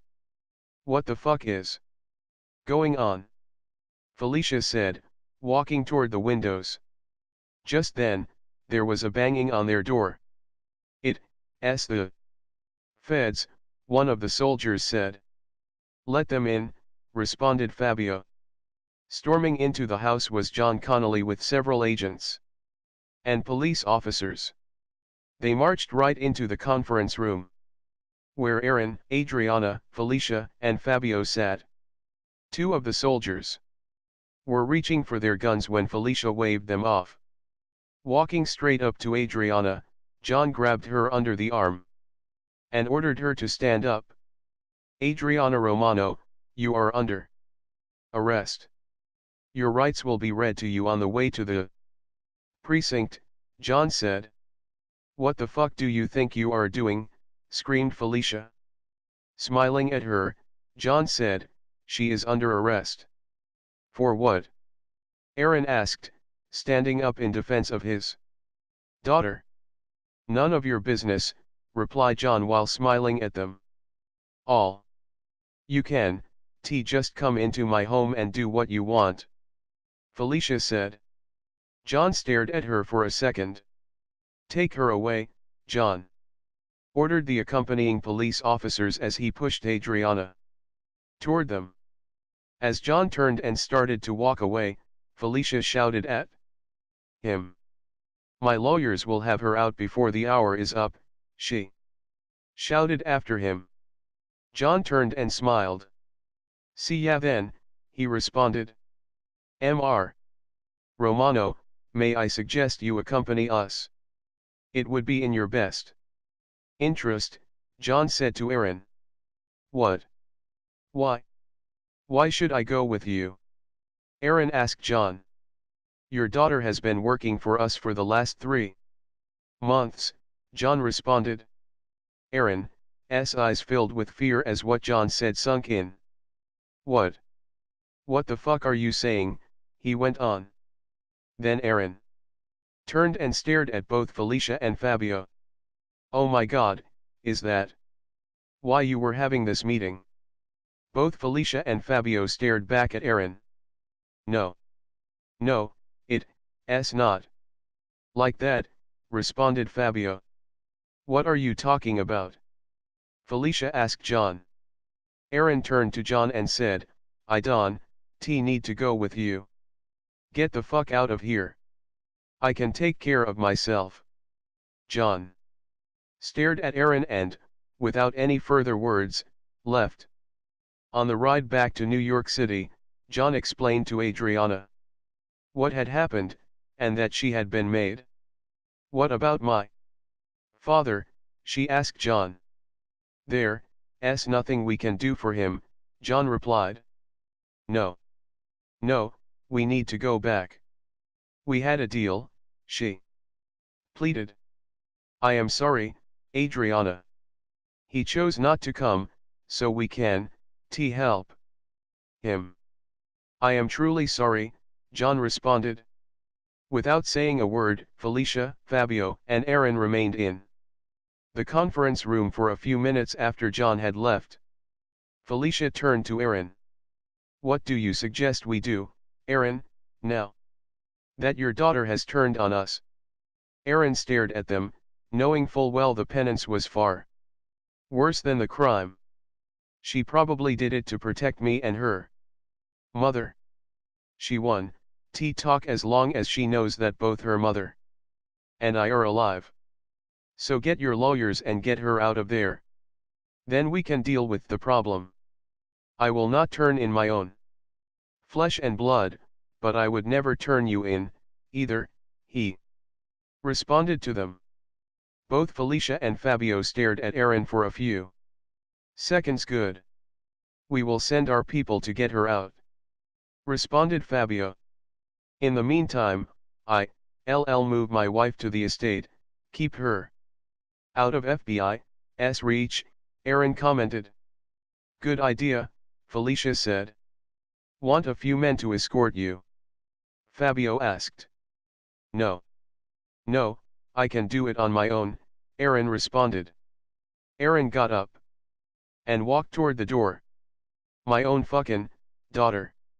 What a shame," Aaron commented.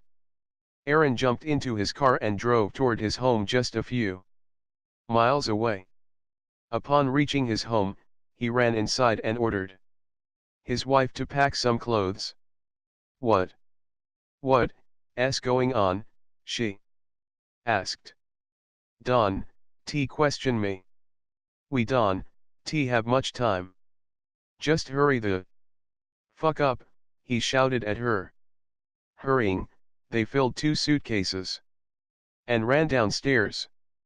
Before exiting the house, Aaron looked around and, seeing no other cars, ran to his own and threw in the suitcases. "Hurry," he shouted out to his wife. Aaron jumped into the driver's seat, and a few seconds later, his wife joined him. He looked down both sides of the street before pulling out and heading toward the Giordano family's estate.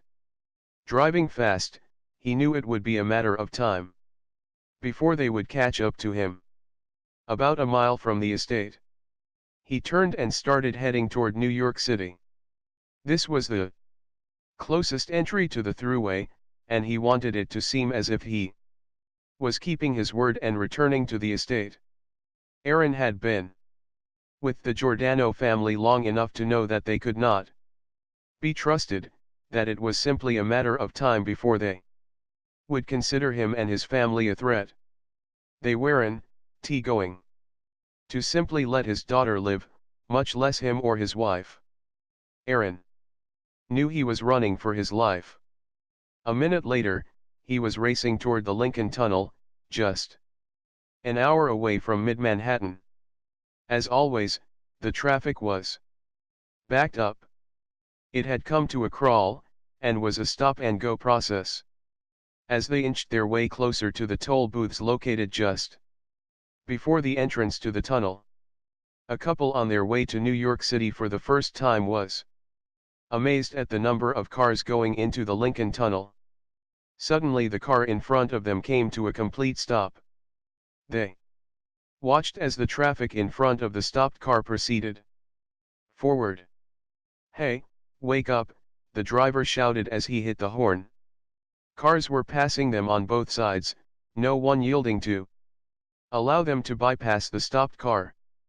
Finally, the passenger, a girl of about 20 years of age, got out of the car. She approached the car, which had its windows down, and yelled, "Hey! What's wrong? Are you in trouble?" As the girl came up to the window, she began to scream as she saw that the 2 passengers, Aaron and his wife, had blood pouring out of bullet holes in their heads. Their final price for freedom was death. Nowhere to hide. June 16, 1984. With Aaron out of the way, the Giordanos only needed to concentrate on Adriana and the judge. They weren't too concerned with Adriana, as they already knew that it would be her word against theirs. They had already taken care of the bigger threat, her father, knowing full well that her credibility could be challenged. Any good lawyer could discredit her in a minute, especially if she suspected that her parents were killed by the Giordanos. What daughter would not lie to have her parents' killers brought to justice, Fabio thought, smiling to himself. Around 3 p.m., a call came into Giordano headquarters that a couple of unmarked cars were spotted sitting on the corner of 118th Street and Boulevard Avenue. At 3:02 p.m., Nick heard a call come in over the mobile phone that someone saw the judge at a hotel on 42nd Street. He immediately called Fabio, who in turn advised him that he believed they were at the Baltimore Boutique Hotel on 118th Street. Within 5 minutes, Nick, who was at a hotel on 49th Street, was in his car headed uptown. Tyler was sitting with Eric in the room, sharing with him a dream he had the previous night. It was about my mom. I dreamed that my mom was calling me. ISN, that's strange. Tyler asked. Eric. Yeah, I guess it is, he responded. Something else, Tyler added. What? Yesterday, when we were driving to get the helicopter, we passed a car with a man who was staring back at me. I swear I have seen him before. I just don't know where. But it was strange, as if I should know him, Tyler said almost to himself. Yeah, well, maybe you do know the guy. So what? Eric asked. I don't know, Tyler responded. Eric got up and walked to the adjoining door and entered into the room where the judge was watching the television. Sheila was sitting next to the door, reading a magazine. The adjoining door to the next room was wide open, and Eric could see two of the police officers sitting at a table playing cards. Anyone want to volunteer to get us some lunch? Eric asked the police officers. One officer looked up from his cards, smiled, and nodded. Sure, I'll go this time. You saved me from losing. Another $5, he added. How about some burgers with French fries and soda, he asked everyone. Sure. How about some beer to go with that burger instead of soda, asked the judge.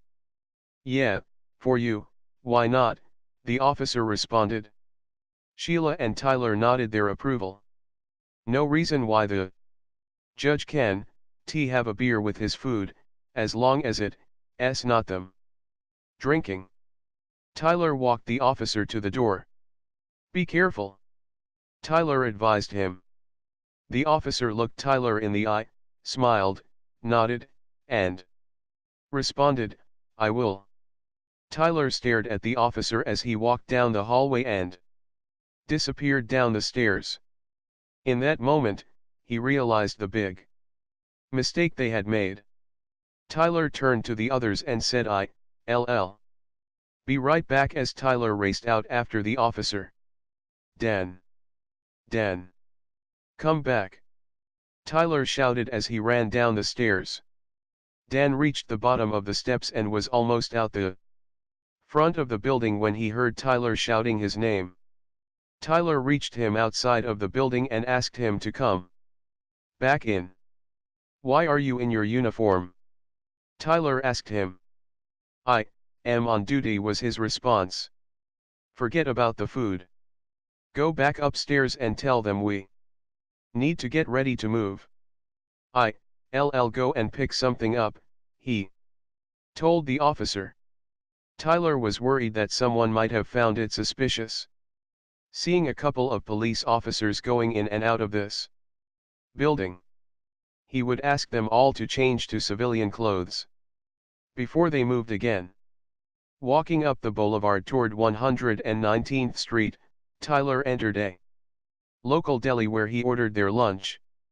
While the order was being filled, he walked to the front of the store and stared south toward the hotel, scanning the area for any unusual activity. Hey, buddy. Your order is ready, one of the deli employees shouted out to Tyler. As Tyler turned and entered back into the deli, Nick passed behind him heading down the boulevard toward 118th Street.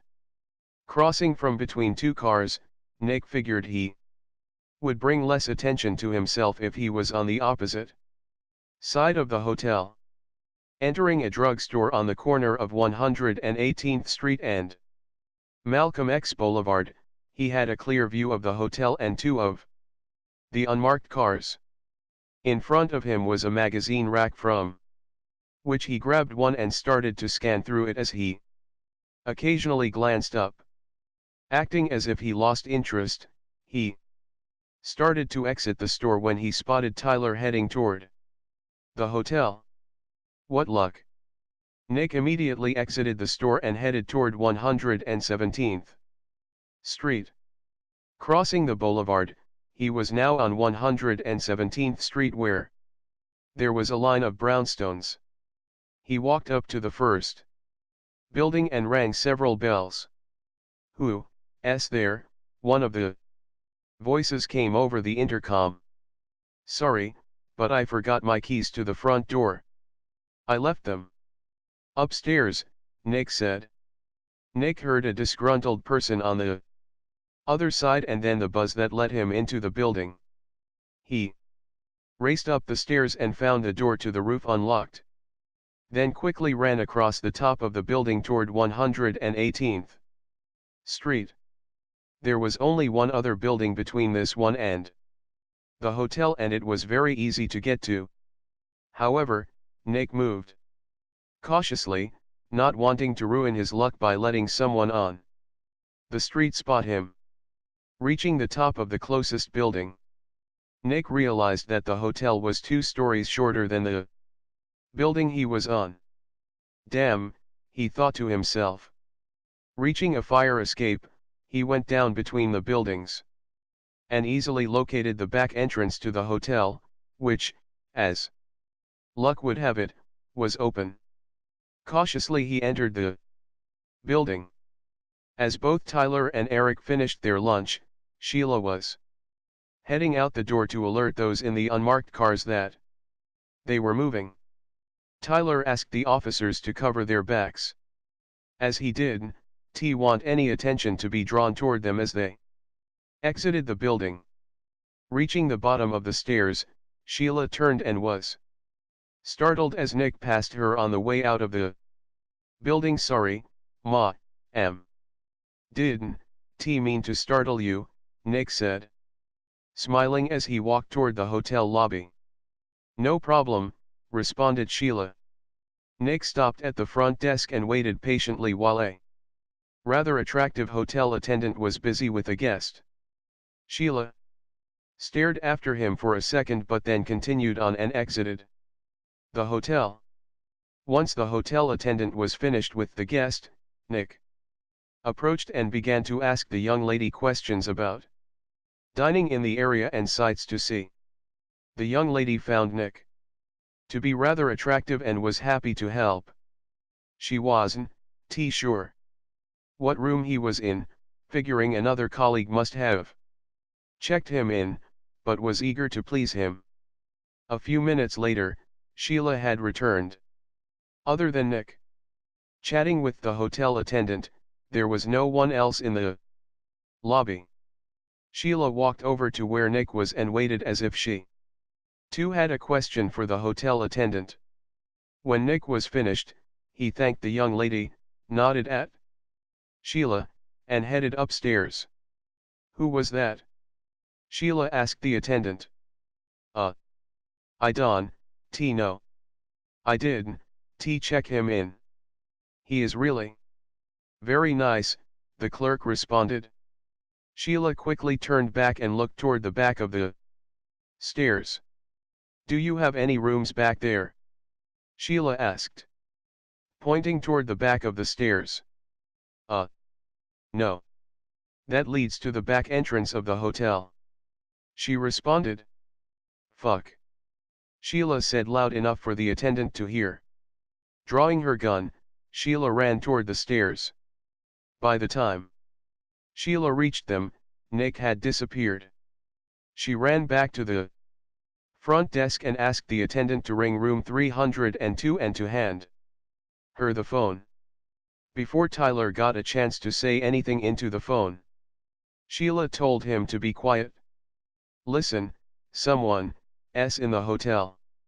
Get away from the doors. Move the judge into one of the other rooms. Wait for me to get to you," Sheila ordered. Tyler immediately put the phone down and signaled them all that something was wrong.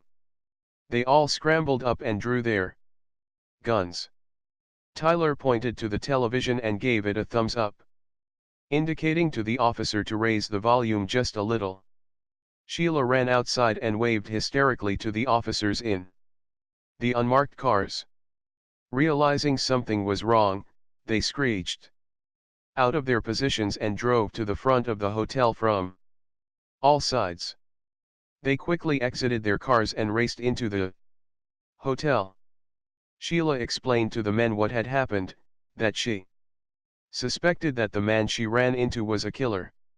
Slowly and cautiously, they began to ascend the stairs. In the meantime, Tyler, Eric, and the officers remained in their room, vigilant of any activity outside. Slowly, they climbed the stairs, looking every which way, as they covered each other. When they reached the first floor, they breathed a sigh of relief. 2 more flights to go, they all thought to themselves. Knowing quite well that any door could hold the suspect, they were now even more cautious as they began the next set of stairs. As they reached the second floor and were about to once again breathe a sigh of relief, an old man came out from one of the rooms. "Hey, what's going on?" he screamed. Caught by surprise, one of the officers fired his gun, missing the man by several inches. "Holy shit," responded the old man. "Get the fuck back in your room," screamed another officer. The old man ran back into his room.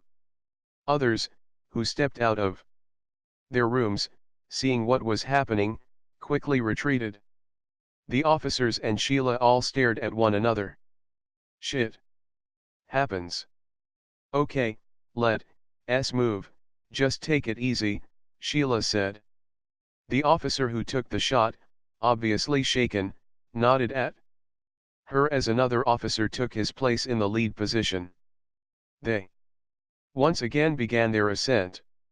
Cautiously, they came around the stairway to the third-floor platform. The lead officer stuck his head out and looked down the hallway. It was empty. They all moved forward, covering each other as they made their way to the front door of room 301. Sheila knocked and called out to Tyler. "Tyler, it's me." "Sheila," she said. Inside, the officers approached the door cautiously and opened it. There stood Sheila with at least 6 officers. "Let's get the hell out of here," said Sheila. Tyler led the judge into the middle of the officers with Eric following close behind. They began to descend the stairs slowly, looking in every direction. When they reached the second floor, one of the officers noticed that the window at the end of the hallway was open. "That wasn't opened before," he said. They all turned their eyes toward the window as they reached the second landing. All of a sudden, there was a muffled sound. Eric was hit in the back of the leg, causing him to fall to the floor. Then another muffled sound. As the officers turned to see where the sound was coming from, Nick disappeared back into the room he occupied. "What the hell?" Tyler began as all of them turned to look behind them. No one was there, though Eric was on the floor with what appeared to be a gunshot wound to the back of his leg. The judge had tripped and fallen upon Tyler when Eric bumped into him as he fell. "Help! Help!" the judge said. They looked at the judge and noticed he too had been shot. He was hit from behind. They scrambled around him as they all pointed their guns from where they thought the shots came from. Sheila turned the judge over. It looked like he was grazed just above the back of the head. "Shit. They almost got him," Sheila said. "Let's get out of here, now," ordered Tyler. Helping Eric hop up on one leg and grabbing the judge, they all scrambled down the stairs, out onto the street and into one of the awaiting cars. Nick exited out the window and jumped onto the fire escape of the nearest building. He knew he didn't finish the judge. He had missed and that infuriated him. Racing down the fire escape, he ran up the alley in time to see the cars pull out. Just then, he turned and saw Tyler staring at him from the front entrance to the hotel just 20 feet away. Nick immediately turned and started to walk away. Tyler had spotted Nick staring at the cars as they rode away. "I know this man," Tyler thought to himself. Tyler saw as Nick turned and started to walk away. "Hey, you!" Tyler shouted out to Nick. "Hey, you!" Tyler shouted again. Nick turned at the corner and started to run down 117th Street as Tyler began to pick up his pace after Nick. When Tyler reached the corner, Nick was more than halfway down the block.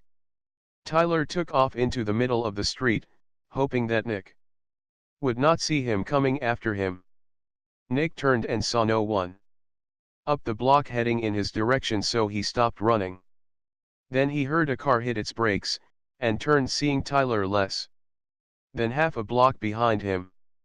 Nick took off running into traffic, crossing Adam Clayton Powell Boulevard, almost getting hit by several cars.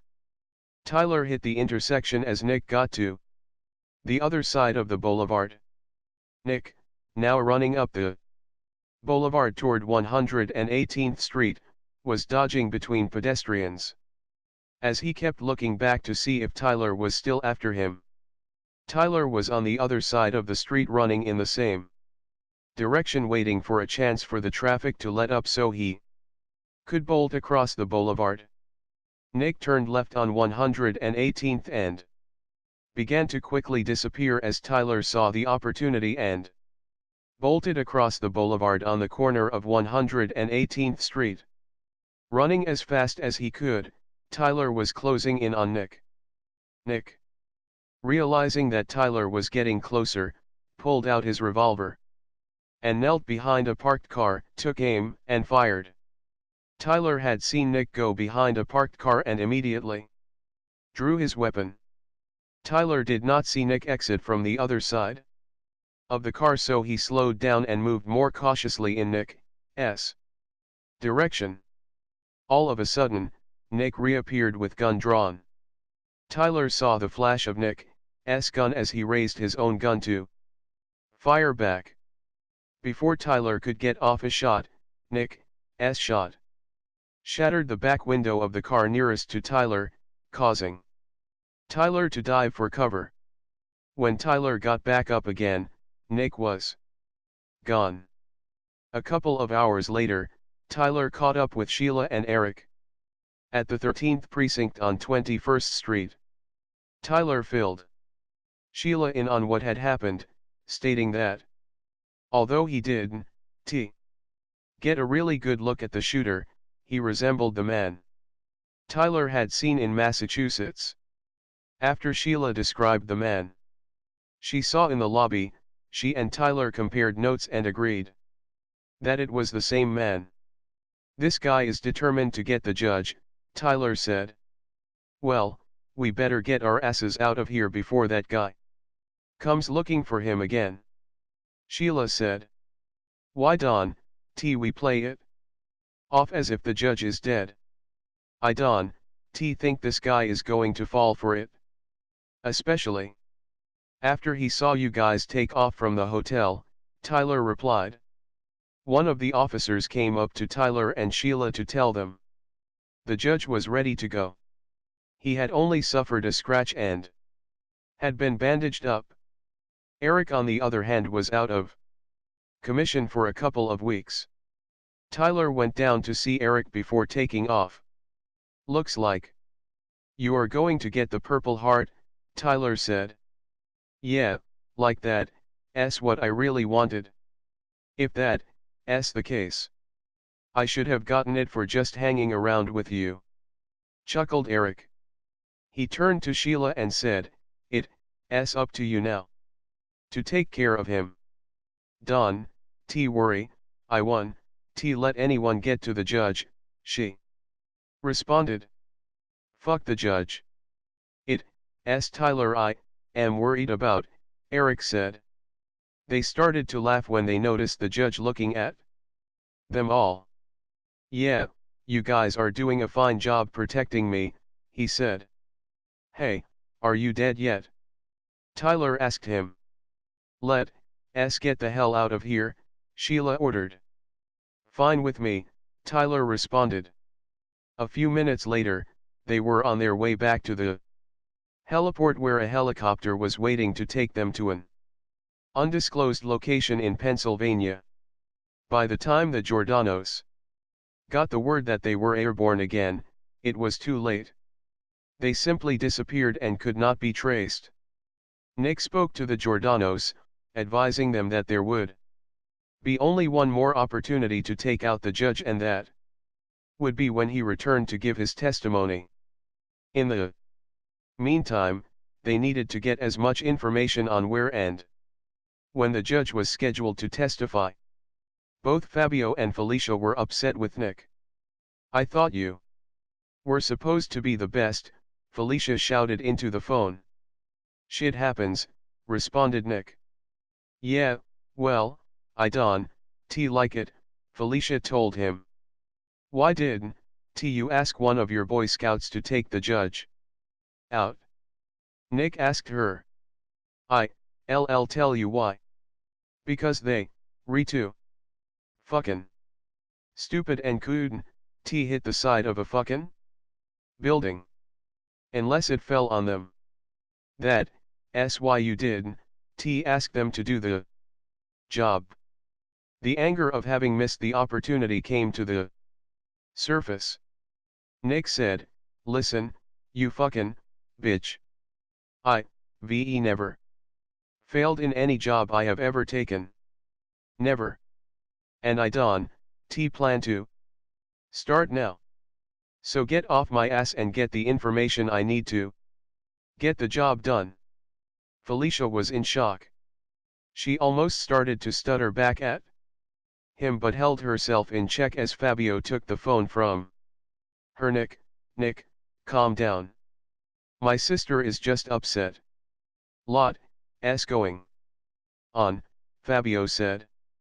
Yeah, I understand, Mr. Giordano. Sorry I lost my cool. Nick responded. Sure, I understand, Fabio replied. Felicia stared at her brother as he hung up the phone. Did you hear what that son of a bitch called me? She asked her brother. How dare he? I can't wait to put a bullet in his fucking head. He is going to regret the day he was born, so help me God, she shouted. Fabio stared at his sister as she raged on, knowing full well that it was best to let her blow her steam before trying to calm her down. Finally, after she calmed down, Fabio walked up to her and gave her a hug and started laughing. Gee, sis, I don't think you like this guy, he said to her. She stared at him for a few seconds and then started to laugh. You think? She asked him, now laughing out loud. I promise you we will deal with him when the time comes, Fabio told her. In the meantime, let us try to get along, at least until the judge's brains have paved the streets of New York. Final preparation. June 16 to July 9, 1984. After an intensive interview with Adriana, it was determined that her testimony would not be enough to put the Giordano family out of business. Though they could use much of the information she provided, it was not enough to implicate them in any crimes.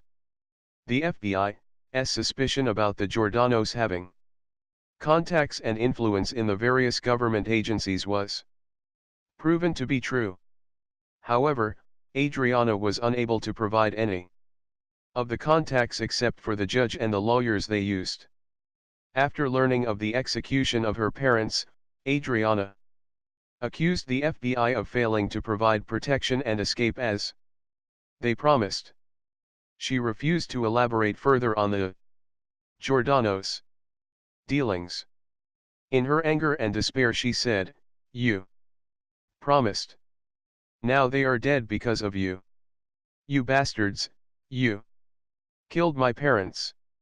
You killed them," she screamed at John. There was nothing more anyone could do to calm her down or to bring her to reason. "It wasn't us who killed your parents. It was the Giordano family, and that is where you should direct your anger. Make them pay for what they did," John Connolly told Adriana. "No. No. It's over," Adriana said in a low voice, staring into John Connolly's eyes. "It's over," she said. Over the next few weeks, John and his agents began to prepare for the judge's testimony. They visited the courthouse and fanned out into the neighboring buildings as they began to lock down the immediate area surrounding it. With the cooperation of the New York City Police Department, they would have officers stationed atop all of the buildings with snipers in strategic locations. Special badges would be assigned to all of them, which would not be given out until the day before. They weren't taking any chances. An artist's rendering of Nick's face, in various disguises, was distributed to everyone. It was decided they would use their sources in the media to publish the picture a week before the judge was going to testify. Sam and Eric, who had recovered from their wounds, teamed up to cover the entryway to the courthouse. Though they could not get a hold of either Tyler or Sheila, they knew the three of them would be coming in any time between now and the 9th of July, and they needed to be ready. As for Tyler, Sheila, and the judge, they simply disappeared and were not heard from by anyone for over 3 weeks. Back at the station, John Connolly waited impatiently by the phone and jumped every time it rang. Captain John O'Malley was working with other police captains and assigned a team of over 50 of his most trusted men to the courthouse in downtown Manhattan. They would be responsible for checking and double-checking anyone and everyone who entered the courthouse. Every window and entryway to the courtroom would be guarded. Only authorized individuals would be allowed onto the floor where the judge was to testify. To eliminate any suspicion of Giordano family influence, a Supreme Court justice would be flown in from Washington, D.C. This coordinated effort between the FBI, the local police, and the Justice Department was as a direct result of the testimony given by Agent Sam Williams, Lieutenant Eric Thomas, Captain John O'Malley, and Special Agent John Connolly. The seriousness of the situation was made clear during these testimonies, resulting in this collaboration to bring down one of the most powerful crime families in the United States. They felt that this would be only the beginning, that once they had the Giordano family, the rest would fall like stacked dominoes. Though most of these events were kept under wraps, the news media somehow got a hold of what was going on and were frenzied with excitement and anticipation. The headlines were filled with innuendos and rumors about the Giordano family. A coordinated effort between FBI and police efforts to bring the Giordano family to justice filled the dailies. That a hitman had been hired to kill the witness against the family was also being reported. As a result, reporters lined the steps of the courthouse every day, waiting for news, waiting to get a glimpse of the judge, or to get exclusive interviews from anyone who knew anything. Felicia and Fabio were also waiting for any information on the whereabouts of the judge and those protecting him. 3 weeks had gone by, and in that time frame, Felicia and Fabio put in place several plans to deal with the judge. They had ordered all of their contacts to silently occupy downtown Manhattan.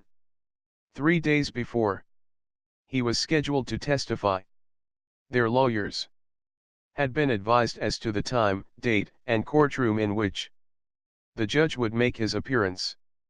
Felicia and Fabio decided they would need to delay the trial, and this would be the window of opportunity they needed to resolve their issues. Nick checked into a room in downtown Manhattan a couple of days after his encounter with Tyler, and had been busy scoping out the neighborhood around the courthouse. He had gotten a hold of the building plans for 100 Center Street, the courthouse. He memorized every floor, bathroom, and office, developing several entry and escape routes. He knew this would not be as easy of a job as any of his previous ones. This excited him. They'd be talking about this for days if he was able to pull it off. The Giordanos shared their plans with Nick, giving him a better chance of success. Nick knew that he would only have one chance. Once he tried, he would not get another one. A week before the judge was to testify, Nick saw a version of himself on the front page of the local newspaper. Grabbing a copy, he rushed back to his apartment. Those assholes are getting too damn smart. Looks like after this hit I may be out of business. Shit, this sucks, Nick thought to himself. Nick once more was forced to change his appearance. After much thought, Nick decided to tell the Giordanos to have the money ready for him at the courthouse. Both Fabio and Felicia were named in the indictment against the Giordano family, requiring them both to appear before the Supreme Court justice. This would make it easier for Nick to collect, once the mark was out of the way. A shot is taken. July 9, 1984. John Connolly, Sam Williams, John O'Malley, and Eric Thomas were anxiously awaiting the arrival of Tyler, Sheila, and the judge. No one had heard from any of them since they took off some 3 weeks ago. Upstairs on the third floor, in courtroom number 3, they were getting ready to begin the opening statements. It was determined earlier that Adriana's testimony would be inadmissible, as much of it was hearsay. The testimony by Judge Samuel Livingston would implicate both of the Giordanos in extortion, since the judge had cleverly taped many of the conversations he had had with them. Additionally, the judge had gotten pictures, from a camera he had hidden in his bookcase at his home, of both Fabio and Felicia, sitting with him, discussing a few of the cases, and revealing his receipt of several envelopes containing large sums of cash. The front of the courthouse was mobbed with policemen, undercover FBI agents, curious onlookers, and the press. The people were caught up in the melee the media perpetrated as the last stand for the Giordano family. The fact that there was a hit out on the judge only heightened the excitement. Some people in the crowd were saying that the judge would never make it, that he would be dead before he reached the steps of the courthouse. Suddenly, a limousine pulled up in front of the courthouse. The crowd surged forward as the police barricades bulged, but the crowd was held back. Exiting the limo were Felicia and Fabio, along with several lawyers. Their faces were known to everyone, and some of the people in the crowd cheered as they passed while others booed. Both Felicia and Fabio smiled back at them as they made their way up the steps. The lawyers led them through the hallway into an awaiting elevator that took them to the third floor. One of the lawyers was carrying a briefcase, which he was instructed to leave inside the tank in the third stall of the men's bathroom. On the third floor, Nick said that he would be collecting his fee immediately after eliminating the judge. Though Felicia and Fabio were not in agreement with the arrangement. They had no other choice but to follow his instructions. They both decided they would catch up with Nick at a later date when they could devote more resources to his elimination, once and for all. The courtroom was already filled to capacity when the Giordano's arrived to take their seats. Among the spectators in the courtroom were members of some of Chicago's crime families, who had come to admire the Giordano's climb, and wanted to see how this drama played out. After all, someone would have to take over if both were arrested right here and now. Felicia smiled at them, and they nodded and smiled in reply. Suddenly they could hear sirens in the distance coming up the block. As the sound got louder, Felicia became a little edgy. Looking into her brother's eyes while he looked into hers, "Don't worry, we'll be all right," he said to her while taking her hand. One of the officers nearest to the window shouted out, "They here." Out on the street, Tyler was the first one out of the car, followed by the judge, and then Sheila. They were immediately surrounded by police officers and agents. A clear path up the stairs and into the courthouse was laid out in front of them. Tyler scanned the crowd, looking for anyone who looked suspicious. John O'Malley was at Tyler's side. "Don't worry, we got this covered," he assured Tyler. As they entered the courthouse, Tyler breathed a sigh of relief. Sheila moved quickly in front of the judge with Tyler walking on one side and John Connolly on the other. "Quick, into the elevator," ordered O'Malley. They all piled into the elevator where both Sam and Eric waited. It was crowded, but no one noticed. The ride up was deathly silent. When they reached the third floor, Tyler stepped out first into the awaiting police officers, and then Sheila followed with the judge behind her. Behind the judge were Eric, Sam, O'Malley, and Connolly. The courtroom was down the corridor and to the right. Both sides of the corridor were filled with uniformed policemen.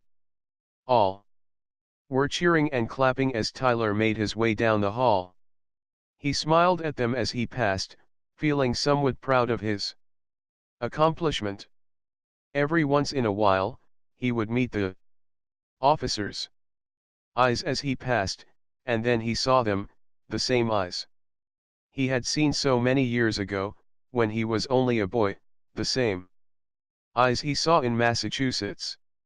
It was for only a moment, but he was sure he saw them. "Down!" Tyler screamed as he drew his pistol and turned. But before he could react further, he heard the sickening report of pistol fire. Bang! Bang! Bang! Shots rang out from down the corridor. Everyone hit the ground. Every police officer had their gun drawn while Sheila had jumped on top of the judge. Then again. Bang! Bang! Bang! They turned toward the other end of the corridor from where the shots were fired. There was no one there. "Get the judge out of here," screamed O'Malley. Sheila reached down and grabbed the judge under the armpits and tried to pick him up, but she couldn't. "Someone help me get him out of here," she screamed. She tried to stand and slipped on the river of blood flowing with purpose and finality toward the courtroom door. There he lay with a hole in his head, and all the king's horses and all the king's men could not protect him. The judge lay there with his eyes open as his life drained away. "No!" Sheila screamed. Tyler looked down and saw Sheila covered in blood. "What the?" Tyler said.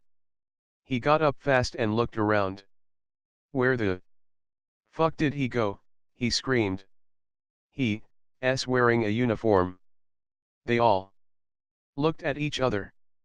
Quick, that room, Tyler said, pointing to the closest door to them. They immediately rushed to the room. There was another door on the other side where they found a policeman's uniform, with blood on it, on the floor. Fuck. He changed again. Tyler screamed. They started going through every room. A couple of policemen charged into the men's bathroom and did not notice the officer behind the door, carrying a briefcase, exit behind them. Merging into the crowd of police officers, Nick made his way to the stairway and turned to see Tyler staring right at him as he quickly started to descend the stairs.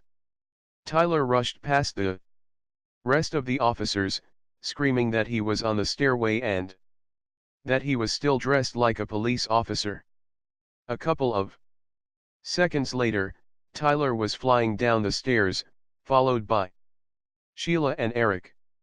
They reached the first floor in less than 15 seconds and rushed outside. The crowd had doubled in size, there were officers everywhere. Tyler fired once up in the air, causing the crowd to hit the ground, and then he saw him. The only officer who did not turn but kept moving forward. Tyler ran as fast as he could, with Sheila and Eric close behind him. Nick turned and saw Tyler coming and began to run. If I can make the train station a few blocks away, I could lose them, Nick thought. Nick ran between the people, pushing some of them into each other, trying to cause chaos for his pursuers. Tyler screamed, "Get out of the way!" Tyler was running on the street, trying to see if he could get a clear shot of him, but Nick continued to dodge in between pedestrians, making it difficult for Tyler as he continued north. On Center Street. Suddenly Tyler lost sight of Nick as he turned left on Canal Street. Tyler reached the corner of Center and Canal in time to see Nick cross diagonally to the north side of Canal. He's headed for the train station, Tyler screamed back to Sheila and Eric, who were about a quarter of a block behind him. Eric stopped a cab, and he and Sheila jumped in, shouting at the cab driver to go as fast as he could toward the Canal Street train station. The cab rushed past Tyler as it hit the corner of Center and Canal in time to make the green light. As the cab came around the corner, the driver veered to the right, barely avoiding a woman pushing a carriage. They only went about half a block before they came to a screeching halt as the traffic was backed up. Both Eric and Sheila jumped out of the cab and took off on foot with Tyler now half a block behind them. Sheila spotted Nick going down into the subway system at the north entrance of Canal and Broadway and shouted back to Tyler to cover the south side entrance. Tyler, now only a quarter of a block behind, waved his gun at her to go on as he crossed back over to the south side of Canal Street. Nick rushed down into the subway and crossed under Canal Street heading to the south side exit. As Nick started to rush up the stairway, Sheila and Eric were going down the north side entrance. Tyler reached the top of the south side entrance just as Nick was about to emerge. He ran head on into Tyler's gun. "Freeze, you motherfucker!" Tyler shouted to Nick. Nick, caught completely off guard, reached for his gun, but could not move quickly enough. "Not now. Not ever. Not Tyler." Tyler fired, hitting Nick in the shoulder, flinging him backward down the stairway. He fell flat on his back, dropping the attaché he was carrying. Nick, now with his gun drawn, recovered quickly as people were screaming all around him. "Stop him, he is trying to kill me," Nick shouted to the people. All that people could see was the sky, Tyler in plain clothes, shooting at a police officer, an assassin in uniform. And though most were scared, a few of them got in Tyler's way, hampering his attempt to apprehend Nick before he got up. "I am a detective. This guy is not a cop. Get the fuck out of my way," Tyler shouted as he pushed his way through. Sheila and Eric had run into the train station and were over the turnstiles when they heard the gunshot coming from the other side of the train station. They both quickly turned around and began heading back toward the turnstiles when they saw Nick run by. "Hey you, asshole," screamed Sheila. "Freeze," shouted Eric. Sheila took a shot at Nick as he ran by but missed completely, almost hitting a passerby. People began ducking and screaming when they heard the gunshots. A transit police officer drew his gun and fired at Sheila, just missing her. Sheila almost returned fire when she saw Tyler run up behind the officer and cold cock him in the head as he continued his pursuit of Nick. As Nick exited the north side entrance to the station, he pushed several people down on the stairs as he ran into the street hailing a cab. The cab screeched to a halt. Nick jumped in, pulled out his gun, and aimed it at the driver. "Get going. This is a police emergency," he threatened the driver. The driver sped off as Tyler reached the top of the canal street entrance in time to see him speed away. "Fuck!" Tyler screamed. Less than a minute later, Tyler was joined by Sheila and Eric. All three stared at the multitude of cabs heading down Canal Street. Back at the courthouse, the news that the judge had been killed reached the Giordano's ears. As the Supreme Court Justice took his chair, he motioned both lawyers to the bench. "Is it true?" the judge asked the prosecution lawyer. "Yes, Your Honor. My witness was killed by someone his client hired," he told the judge. "Your Honor, I object to his insinuations," the defense attorney almost shouted to the judge. "I don't doubt you do. May I suggest you lower your voice? It would be in your best interest," ordered the judge. "Yes, Your Honor," replied the lawyer for the defense. "Do you have any other witnesses?" the judge asked the prosecutor. "No. No, Your Honor," he replied. "Then, in that case return to your seats," the judge ordered, waving them away. "Based on the information and facts I have before me now, I have no other alternative but to dismiss all charges against Ms. Felicia Giordano and her brother, Mr. Fabio Giordano. I do this unwillingly but knowing full well it's only a matter of time before they are before me again, and hopefully we will be able to put them where they belong," the judge said, staring at the Giordanos and slamming the gavel down, demonstrating his displeasure. The courthouse erupted with a mixture of chaos with flashes from photographers, reporters rushing to the front of the courtroom, and people either cheering or screaming obscenities. Felicia and Fabio were mobbed as they exited the courthouse to their awaiting limousine. Felicia was overjoyed and relieved. She was smiling from ear to ear. As they descended the courthouse steps, they heard a scream, "You fucking bastards!" Then a gunshot rang out. Adriana Romano had a gun and was firing at Felicia and Fabio as she came up the courthouse steps toward them. Fabio was hit in the abdomen. A police officer instantly fired at Adriana, hitting her in the chest as she fired a second round. The shot went wild, hitting one of the Giordano lawyers in the head. Adriana fell backward onto the pavement. Raising her gun to fire a third shot, an officer took her down with a round to the head. "Fabio, no. No, screamed Felicia as she tried to clutch her brother.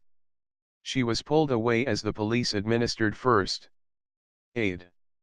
Within seconds, an ambulance could be heard rushing to the scene. Minutes later, Fabio was in the ambulance, with Felicia at his side, heading to Bellevue Hospital amidst an entourage of police cars with sirens blaring. The end of life commences with the beginning of another. July 11, 1984. Tyler, Eric, and Sheila arrived at the courthouse in time to see the ambulance pull away with Fabio and Felicia.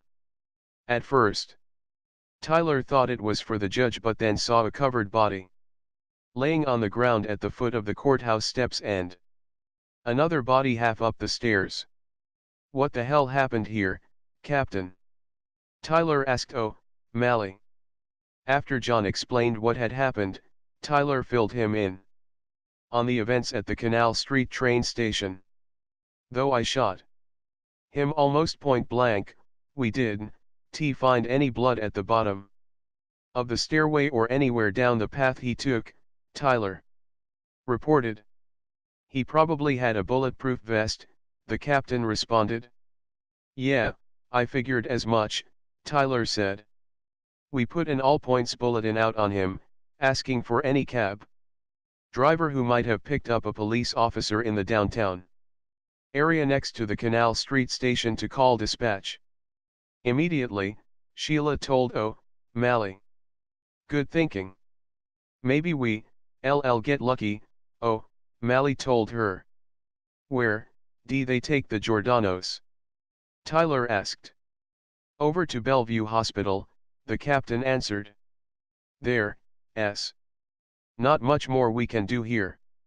Tyler, Eric, you guys take the rest of the day off, and I'll see you at the precinct tomorrow," O'Malley told them.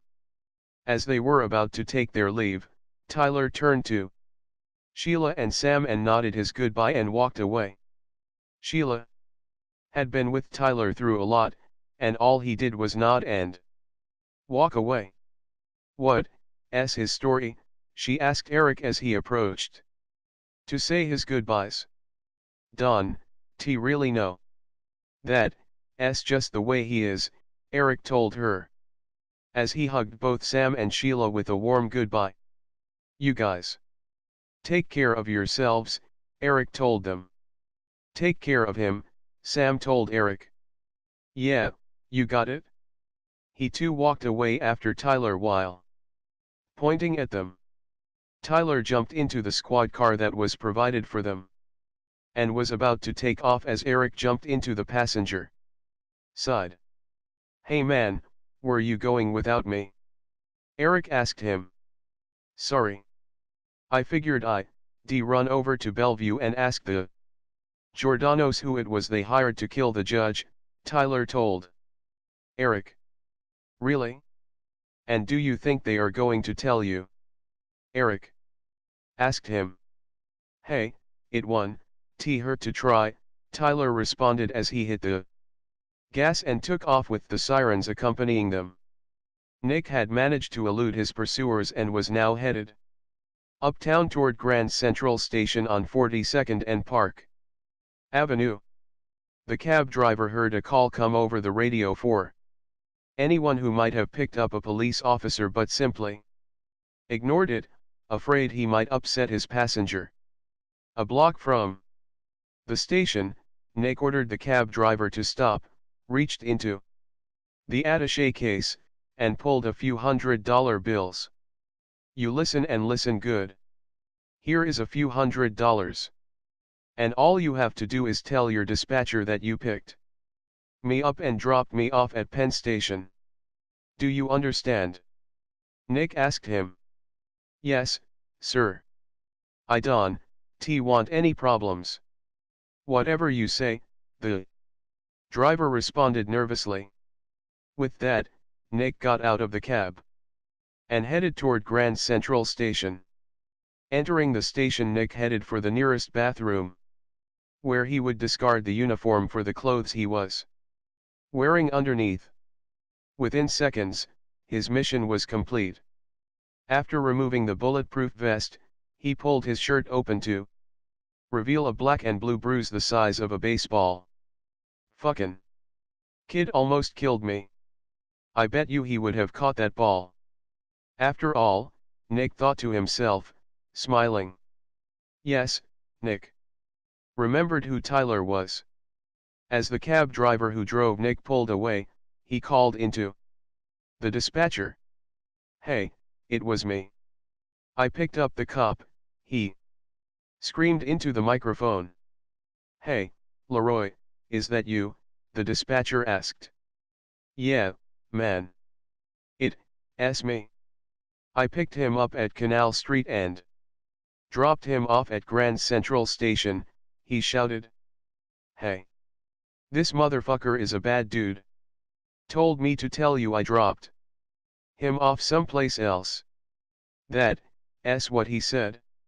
2 minutes later, the dispatcher relayed the information to the police, who immediately dispatched several cars to Grand Central Station.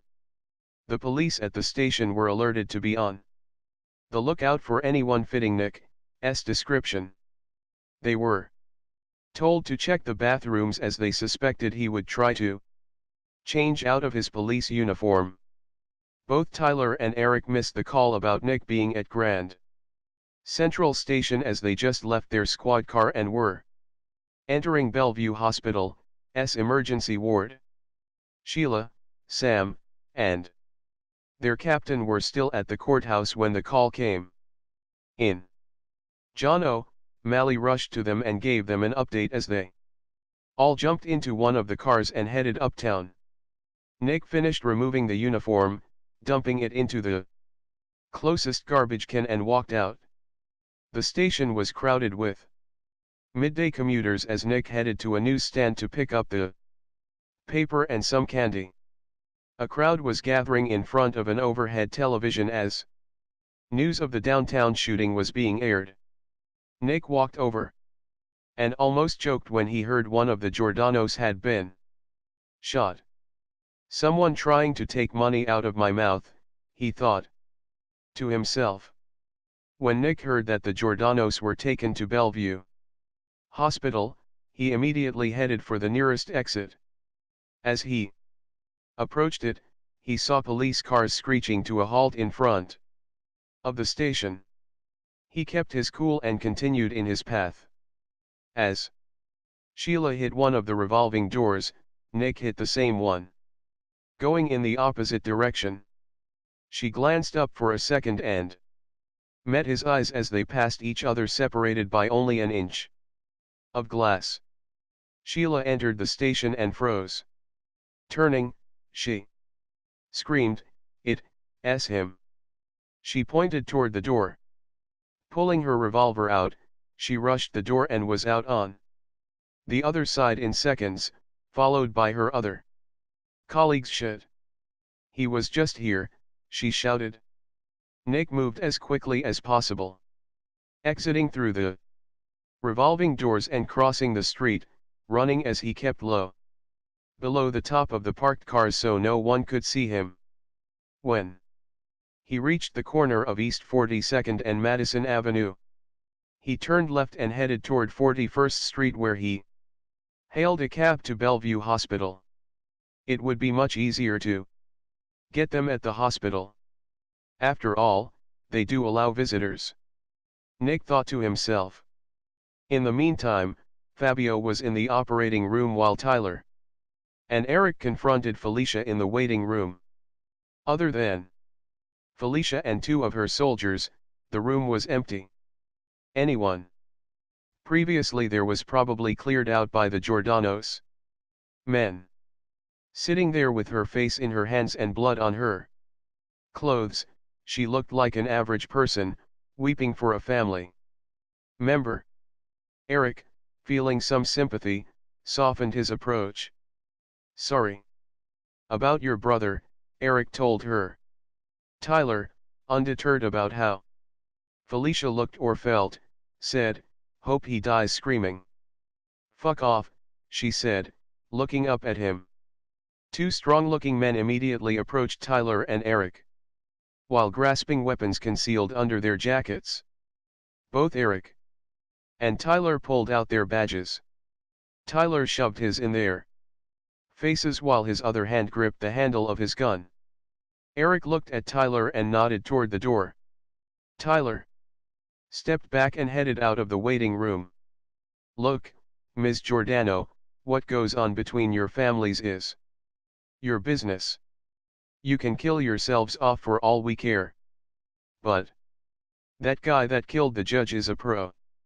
I mean, we know he's killed some of your own guys," Eric told her. "Don, be foolish enough to think he would take you or Fabio out." "Make your point, officer," Felicia told him. "Give him up and we will take him down," Eric told her. Felicia thought about what Eric was saying. "And what do I get out of this?" she asked him. "You get to live another day, maybe," he said. Eric knew that the Giordanos didn't exactly care for the man they hired to kill the judge. This much they got out of Adriana before she clammed up. "Let me talk to Fabio. I know where to find you," she told Eric. "Besides, I've never met him. I can even tell you what he looks like." Tyler had left the waiting room and wandered down the hallway into a nearby gift shop. As he browsed around, he happened to see a newspaper with the picture of Nick on the corner of the front page. The FBI was looking for this man. Tyler picked up the paper, paid, and started walking back toward the waiting room. "It's him," Tyler thought to himself. Eric met him halfway back to the room when Tyler showed Eric the picture in the paper. "Yeah, I know," Eric said. "No, you don't understand. I know this man," Tyler told him. "What do you mean you know him?" Eric asked. "I know this man," Tyler responded. They both walked back to the waiting room and took a couple of seats as Tyler tried to remember why this man was so familiar and yet was such an enigma. Felicia saw them looking at the paper and asked about it. They told her that this was the man that killed the judge. "What?" she asked. She grabbed the paper and stared at the picture of Nick. Now she knew. They all sat there for about 20 minutes without saying a word, each caught up in their own thoughts when all of a sudden, Tyler jumped up. "Shit. I remember where I know him from. This motherfucker was in my house," he shouted at Eric. "What? What do you mean in your house? When?" Eric, now standing, asked Tyler. "Shit. It must have been over 20 years ago," Tyler whispered. "What are you talking about?" Eric asked, staring at Tyler. "I am telling you that this guy was in my house when I was a kid. He had dinner in my house with me and my mom some 20 years ago," Tyler told Eric. Felicia listened intently to what was being said and wondered, could it really be true that this cop knew Nick? What are the chances? This cop would have only been a kid 20 years ago. He stayed in the apartment across from us. My mom invited him to dinner the day he moved in," Tyler went on almost to himself rather than to Eric. "I never saw him again after that. Except when he was on the sidewalk staring at me that day. The day my mom was shot. I remember it as if it was yesterday." All of the memories of that day came rushing back to Tyler. Once again, he was reliving the incident as he collapsed into the chair next to Eric. "I got to tell the captain," Tyler told Eric. With that, Tyler got up and headed out the door, with Eric close behind him. They walked down the hallway toward a pay phone located just down the hall, not noticing the doctor that passed them in the hall. Felicia looked up as both Tyler and Eric exited the waiting room. A few seconds later, a doctor walked into the room. "Ms. Giordano," he inquired. "Yes, that's me," Felicia responded. "Your brother has pulled through. He will be all right," he told her. "Oh my God. Thank you, doctor. When can I see him?" she asked. "Him. He has already been moved to the recovery room and should be coming out of anesthesia in about 15 minutes. It will be good for him to see you when he opens his eyes," he told her.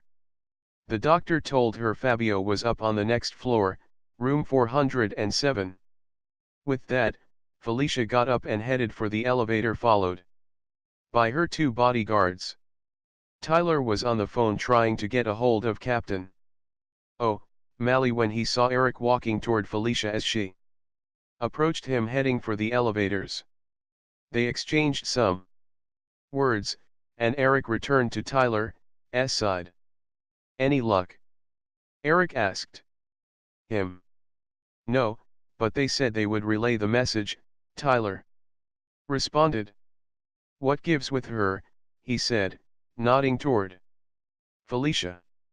"Her brother pulled through, and she's going up to see him in recovery," Eric answered. "Wow, that's thrilling. I couldn't give a shit if the bastard died. As far as I am concerned, he would have deserved it," Tyler commented. Eric stared at Tyler for a few seconds, knowing full well that he meant every word. Tyler stared back at Eric. "What?" Tyler asked. "Nothing," Eric responded. They both watched as Felicia and her two guards got into the elevator. Turning to face the doors, she looked right at Tyler and gave him a broad smile. Tyler stared back at her and right through her with a silent promise that this was not over. Felicia's smile vanished. "Bitch," thought Tyler. Back at Grand Central Station, O'Malley got a radio call that Tyler was trying to reach him and that he was at Bellevue Hospital. "What the hell is he doing there?" O'Malley said aloud. "Who?" asked Sheila. "Tyler, he's over at Bellevue," he told her. "Oh, maybe he's comforting Ms. Giordano," she responded. "Yeah right," commented Sam. "She'd be better off buried up to her neck in sand at high tide." They smiled at the thought, then headed to Bellevue to catch up with Tyler. Nick had the cab driver stop a block away from the hospital, which was crawling with reporters and photographers trying to get any news on the condition of Mr. Giordano. Entering through a side entrance, Nick approached the admitting desk and inquired about his brother, Fabio Giordano. The receptionist knew of the Giordanos and wasn't about to take the chance of upsetting a family member with any red tape. "Sir, your brother came out of the operating room just 5 minutes ago. He is fine. He is in the recovery room. Room 407, that's where they took him. Your sister is there with him now," she volunteered. "Can I go up and see him now?" Nick asked her.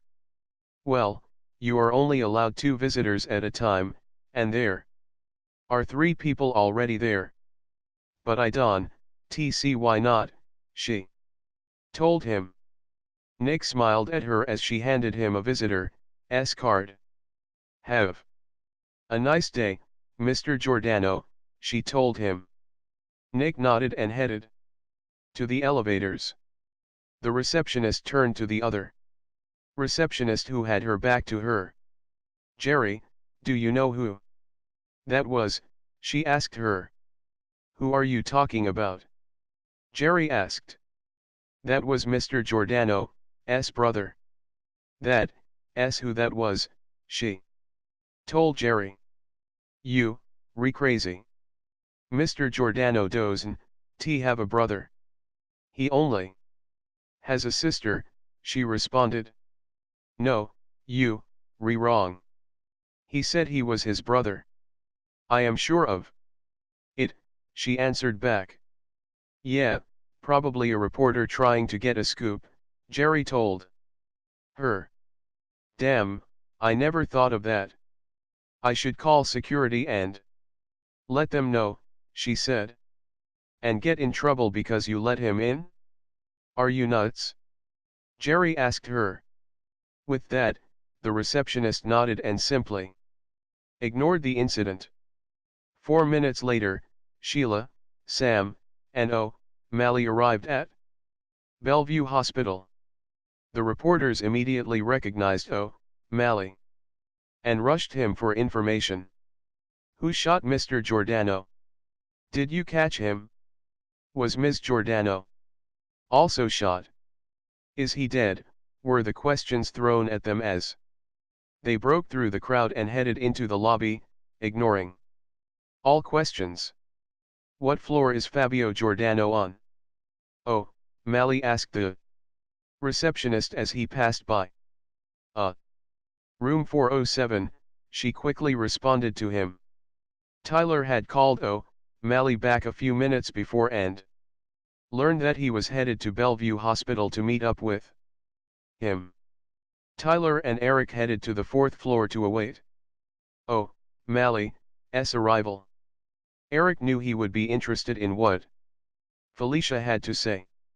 Nick exited on the 4th floor and headed to a utility room, where he changed into scrubs and covered his head with a cap. He cautiously exited and walked in the direction of room 407. Seeing two men standing in front of the room, he detoured and entered another room on the opposite side of the hallway. Luck was on his side as the room was empty. From his vantage point, he could see the two men guarding Fabio. Nick watched for about 5 minutes as he contemplated his next move. Moving the pistol from the back of his belt to the front, he stepped out into the hallway and headed for the room 407. The elevator doors opened with Tyler and Eric stepping out in search of room 407, figuring they would meet O'Malley there and confront the Giordanos. They approached the nurse's station for directions. As they walked toward the room, they heard someone call from behind them. Hey, Tyler. Eric. Both Tyler and Eric turned. It was the captain accompanied by Sheila and Sam. Nick approached room 407 and nodded to the two men who nodded back as they allowed him to enter the room. Felicia gently massaged Fabio's head, her back to Nick as he entered the room. Ms. Giordano, how is our patient doing? He gently asked her. He seems fine, she answered as she slowly turned to see Nick. The blood drained from Felicia's face when she turned and saw the barrel of a silencer staring her in the face. Smile, he said and fired a bullet into her head followed by a second shot into Fabio. He stared at them for only a second, put the gun back in his pants and calmly walked out. The two men at the door, not hearing anything suspicious, nodded once again as Nick exited the room. Nick moved swiftly, looking down as he walked in the direction of the elevators. Not realizing he was walking straight towards Tyler, Eric, Sheila, Sam, and O'Malley who were congregating in the hallway. As Nick approached, he realized who they were and rerouted his direction to a stairway to his right as Sheila happened to glance down the hallway toward Nick. This time Sheila reacted quicker, pushing Eric into Tyler as she drew her gun and fired. Nick ducked and raced into the stairway. It's him, she screamed. They all turned and raced after Sheila as she ran for the stairway. Nick, skipping steps as he ran down the stairs, stopped long enough to fire a shot up at the descending pursuers. Within a minute, he was running down the lobby toward the hospital exit, with Sheila close behind him. He turned just before going through the doors and fired, hitting Sheila in the shoulder. Eric caught Sheila as she was flung into him by Nick's shot. Tyler, who was to the right of Eric, had a clear shot and fired, hitting Nick in the back of the shoulder as he exited the hospital. People on the street, hearing the gunfire, began to scream and duck for cover. Nick screamed with pain and almost stumbled as he felt Tyler's bullet hit him. Running at full gallop, he turned right, heading toward 29th Street with Tyler close behind. Reaching 29th and 1st Avenue, Nick turned right again. Tyler saw him turn and continued his race after him. "Not this time, you son of a bitch," Tyler thought to himself. Tyler, reaching the corner in a few seconds, didn't bother stopping to look, and ran past the intersection and turned right. Nick, grasping his shoulder, looked back and didn't see anyone, but continued his run forward down 29th Street toward FDR Drive. Tyler was on the other side of the street and could see Nick half a block ahead of him, now picking up speed. He was closing in on him. Nick reached the underpath of FDR Drive and had to run across the northbound side of it, barely avoiding oncoming traffic. Tyler was now only a quarter of a block behind Nick and was closing in fast. Reaching the FDR highway, Tyler shouted to Nick to halt, but Nick continued. The noise of the highway traffic obscured Tyler's shouts. Nick reached the walkway along the East River and started heading north, still running at a good pace. Tyler, reaching the walkway, now had a clear shot at Nick. Tyler shouted again. This time Nick heard him and turned, raising his gun. Tyler stumbled forward, tripping over himself, as Nick aimed but did not fire at him. Instead, Nick turned and continued running. Tyler aimed and fired, hitting Nick squarely in the back. Nick stumbled forward, grabbing the railing on his right, which ran along the walkway. Turning once again, he raised his gun as Tyler got closer. Tyler stared at Nick, thinking about what his captain had told him. "This man killed the men who killed my mother." Tyler fired again. Nick raised his gun as he took in this sight in the slowest of motion. He smiled as Tyler's bullet ripped through him with a force that sent Nick plummeting over the guardrail and into the East River. Tyler reached the guardrail as Nick hit the river, life drawing out of him. It was over. Seconds later, Tyler was joined by O'Malley and Sam. They stood there together, staring into the river as if expecting to see Nick resurface and wave goodbye. Though O'Malley would have the river dragged for Nick's body, he would never be found. Tyler returned to duty the very next Monday, though O'Malley told him he could have a couple of weeks off. He immediately wanted to be brought up to date on what was happening with the Johnson kid, and O'Malley, though reluctantly, obliged. The two detectives assigned to the case told Tyler that though there were witnesses, no one was willing to testify against the Spades. They were simply scared for their lives. Tyler got the name of the witnesses and had a chat with them. They confirmed to Tyler that the Spades were in fact the assailants, that they saw them in broad daylight shoot Jimmy in the back as he returned from the grocery store. Next, Tyler visited Mrs. Johnson and told her what the police had found out. People simply are afraid, he told her. She stared up at Tyler, with tears in her eyes and nodded, saying, I understand, son. It's all right.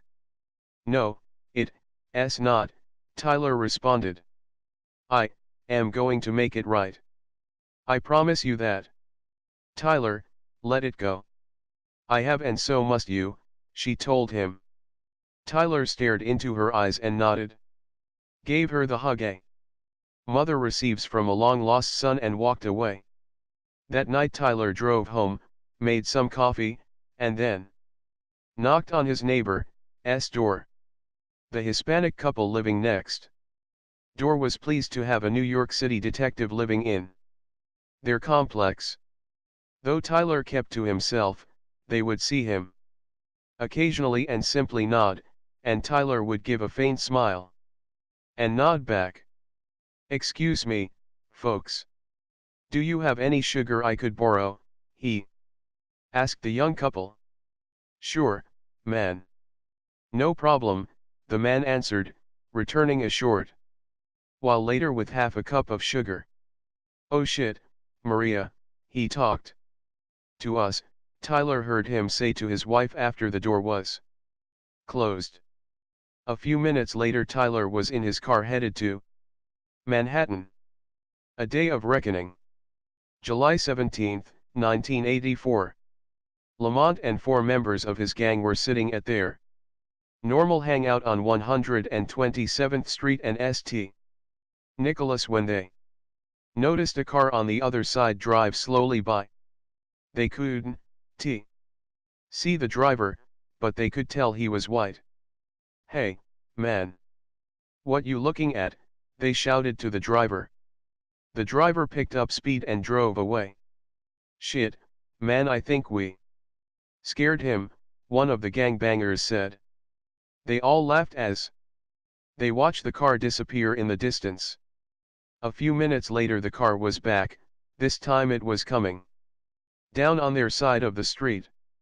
Approaching slowly, he gave them a chance to see him coming as they reached for weapons. Hidden in the nearby bushes above the bench where they were sitting. What does this motherfucker want? Lamont said as he got up. The gang now moved toward the street to meet the oncoming car. The car stopped about a quarter of a block away. They still could not see the driver as he stepped out of the car. Police! Tyler shouted, showing his badge as he walked on the street toward them. You better not have any weapons. They quickly discarded their weapons on the sidewalk away from his view. As Tyler approached, he raised his gun and fired, hitting the nearest gang member in the head. As they scrambled for their discarded weapons, Tyler fired again, instantly hitting another member in the back. Tyler ran onto the sidewalk and fired again, hitting another one in the side of the head. One of the gang members took off running as Lamont scrambled for his weapon. Down on all fours, reaching his weapon, he was confronted with Tyler staring down at him. You, Rhea fucking cop, he said, looking up at Tyler. And you, asshole, are dead, Tyler said as he fired into Lamont's head. He then calmly turned around, walked away, got into his car, and went home. Very early the next morning, O'Malley called Eric and asked him to come in.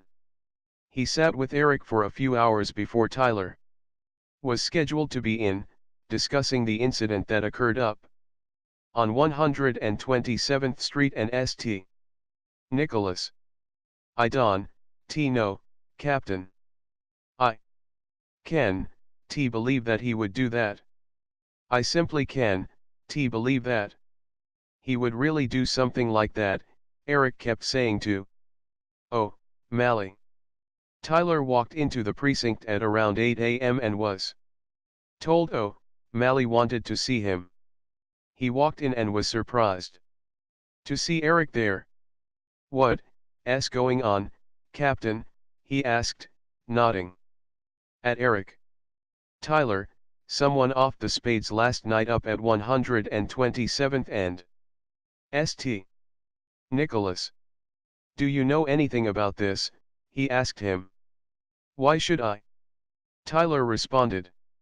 Where were you last night? The captain asked him. Home, where else would I be?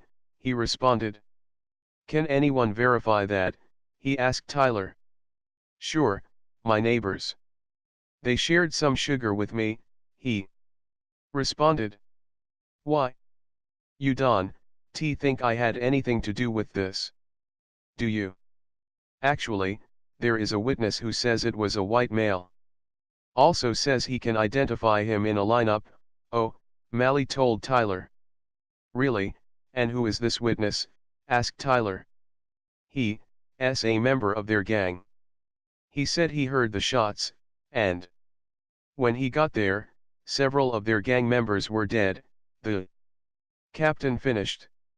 And he says he can identify the assailant. Tyler asked. As a matter of fact, this guy says the shooter identified himself as a cop, the captain added. Wow. Why would a law-abiding officer go around shooting scum like that? Tyler asked the captain. So let me get this straight. Some gang member, responsible for drug trafficking and probably murder, identified a cop as a shooter of his beloved friends. The captain stared back at Tyler and realized what Tyler was saying, realizing that there was no turning back for Tyler. That, though he might not be able to prove it, Tyler had killed in cold blood. It pained the captain, as well as Eric, as they stared at Tyler. Until this is settled and you are cleared, you are hereby confined to desk duty, ordered the captain. Tyler stared at the captain for a few seconds. He turned to Eric and smiled. Got up, walked out of the office and over to his desk, and began working. After several weeks, the charges against Tyler were dropped. As the witness could not identify Tyler as the shooter as he first claimed. It was proven that it was too dark and that the witness had lied about the incident. He was running away from the scene when the shooting occurred and not toward it. This put his testimony and integrity at risk. With no testimony and no shell casings or bullets, the case had been dropped due to insufficient evidence. Oh, Mally was pleased with the results, but knew in his heart that justice had not been served. Tyler had gotten away with murder. This did not sit well with Mally, and after several days following the verdict, he called Tyler into his office. Tyler, you are like a son to me. I promised your uncle that I would look after you. So I must hear it from you, for my own sake. Did you have anything to do with the execution of those three men? He asked Tyler, staring into his eyes. Tyler stared back at him and smiled. Of course, I did. Tyler answered in a matter-of-fact way. Oh, Mally stared at him and froze at Tyler's words. How could I not have known him after all these years, thought Mally. Tyler got up and meticulously removed his badge and his gun and placed them on the captain's desk. I am sorry I disappointed you. But those bastards did not deserve to live after the suffering they caused Mrs. Johnson. It's as simple as that. Goodbye, Captain. It was an honor serving under you, Tyler said as he exited his office. The captain stood up and watched Tyler leave. What will become of you, son? Mally thought as he watched him leave. A new beginning. August 14, 1984. The morning sun lit up Tyler's room, causing him to place the pillow over his head to try blocking the blinding light. It had Now been several weeks since Tyler walked out of the precinct. Looks like it's going to be another hot day in the city. Tyler thought to himself. After a minute or so, Tyler sat up in bed and looked around. As if he didn't know where he was. He got up, walked into the kitchen, started the coffee brewing, and went into the bathroom, where he relieved himself. He walked back into the bedroom, grabbed a change of clothes, then back into the bathroom to shave and take a shower. A few minutes later, he was in the kitchen drinking his morning coffee. On the table was the mail he had picked up the night before. Tyler seldom got mail, and when he did, it was either a bill or someone trying to sell him something he didn't need. As he sifted through the mail, he came upon a letter from a lawyer. Oh, thought Tyler. Is someone suing me? Tyler opened the letter and read. Dear Mr. Santiago. We have been instructed to contact you in the event our client has not contacted us in over a month.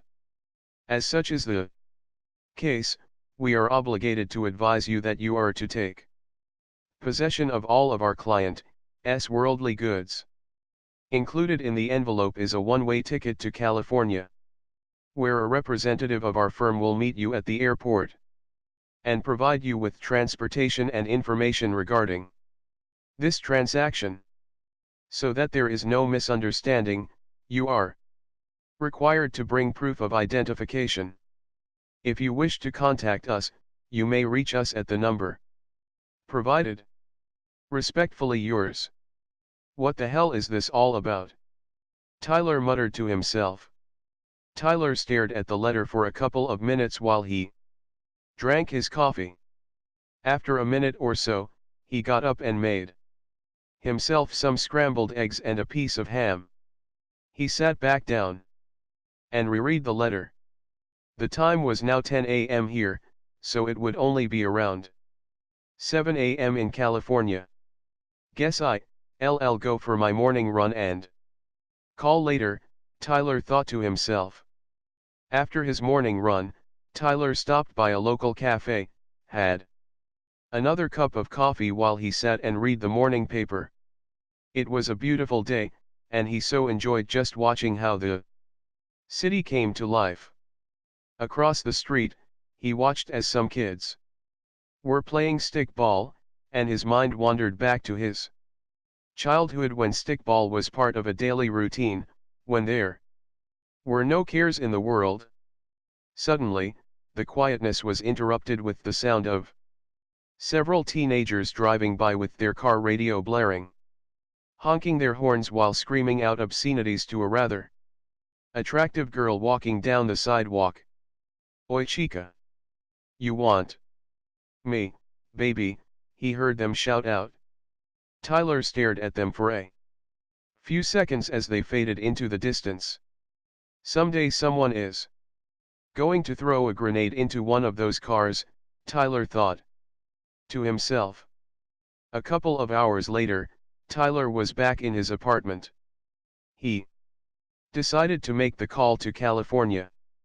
After a couple of rings, someone answered. Yes, may I help you? Yeah, my name is Tyler Santiago, and I rec. The voice on the other side immediately interrupted. Tyler, yes, Mr. Santiago, we have been expecting your call. Everything will be explained to you upon your arrival. Let me assure you this is not a scam of any sort, and we are looking forward to meeting and, hopefully, doing business with you. Just let us know your arrival date, and as promised, we will be there to greet you. Tyler listened intently and after a few minutes responded. Okay. I'll let you know when I'll be arriving. What the hell? It isn't as if I have any real plans, he thought to himself. A blast from the past. August 18, 1984. Carrying an overnight bag, Tyler was greeted at the San Francisco International Airport by a man dressed up like a chauffeur holding up a sign with his name on it. "Mr. Santiago?" asked the greeter as Tyler approached. "Yes, but call me Tyler." Without any response to what Tyler had just asked of him, he went on. "I am here to take you to the firm. May I take your bag?" he asked Tyler. "No. I can carry it myself," Tyler responded. "Of course, please follow me." He indicated to Tyler the direction he was taking. Tyler was immediately hit with the hot summer air as he exited the airport. "Man, it's hot here," he commented to the chauffeur. Never responding or acting as if he had heard Tyler, he walked to the back of a nearby limousine and opened the back door for Tyler. Tyler stepped into a nicely air-conditioned and spacious limo. "Man, this is the life," Tyler thought to himself. As the driver took his place, he advised Tyler to enjoy any of the beverages in the cooler in front of him. Tyler opened the cooler to find a bottle of champagne, a couple of beers, and several soda cans of different flavors. He grabbed a can of root beer and sat back to enjoy the scenery. Approximately half an hour later, they arrived at their destination. Tyler stepped out of the limousine and found himself in front of a small office building where another gentleman walked down the few steps to greet him with an extended hand. After introducing himself, he led Tyler into the building and into a small conference room where, after formally identifying Tyler, he provided him with the details of his client's instructions, which took approximately 20 minutes. As the lawyer stood up, he handed Tyler a set of keys, one for a car that belonged to his client and was parked outside, and the other to his client's house. The lawyer also provided Tyler with instructions on how to get to the house as well as $1,000 in cash. Tyler was overwhelmed. Though he never heard of the client, Tyler never let on. Best to wait till all the cards have been played before showing your hand, Tyler thought to himself. I hope you enjoy your stay in California, and if we can be of any service, please do not hesitate to call. You have our number, the lawyer concluded as he rose and showed Tyler out to where his car was waiting, a black GLX 1983 Ford Mustang convertible. Tyler shook the lawyer's hand once more, got into the GLX, and drove off. Man, this is like a fucking dream, Tyler thought to himself. A mile down the road, Tyler pulled over and looked at the instructions on how to get to the guy's house. Who was this guy? Obviously, he has me mixed up with someone else, Tyler thought to himself. A few minutes later, Tyler arrived at the address. It was a nice-looking house. Tyler was surprised that the key to the front door actually worked. Walking in, he was overwhelmed by the ocean view from the living room. Man, what a place, he thought to himself. Still no clue to what was going on, he began to explore the various rooms. Then he saw it. There on the nightstand next to the bed was a picture. Holding the picture, Tyler sat there staring at it. The picture slipped through his fingers as the realization and grief enveloped him. It was a picture of his mom holding a baby, and next to his mom was a younger version of the man Tyler met over 20 years ago. The same man who killed Judge Samuel Livingston. The man who had been known by many as Nick Costello, and was later found to be Theo Gresco. The same man Tyler shot and watched fall to his death. To be continued.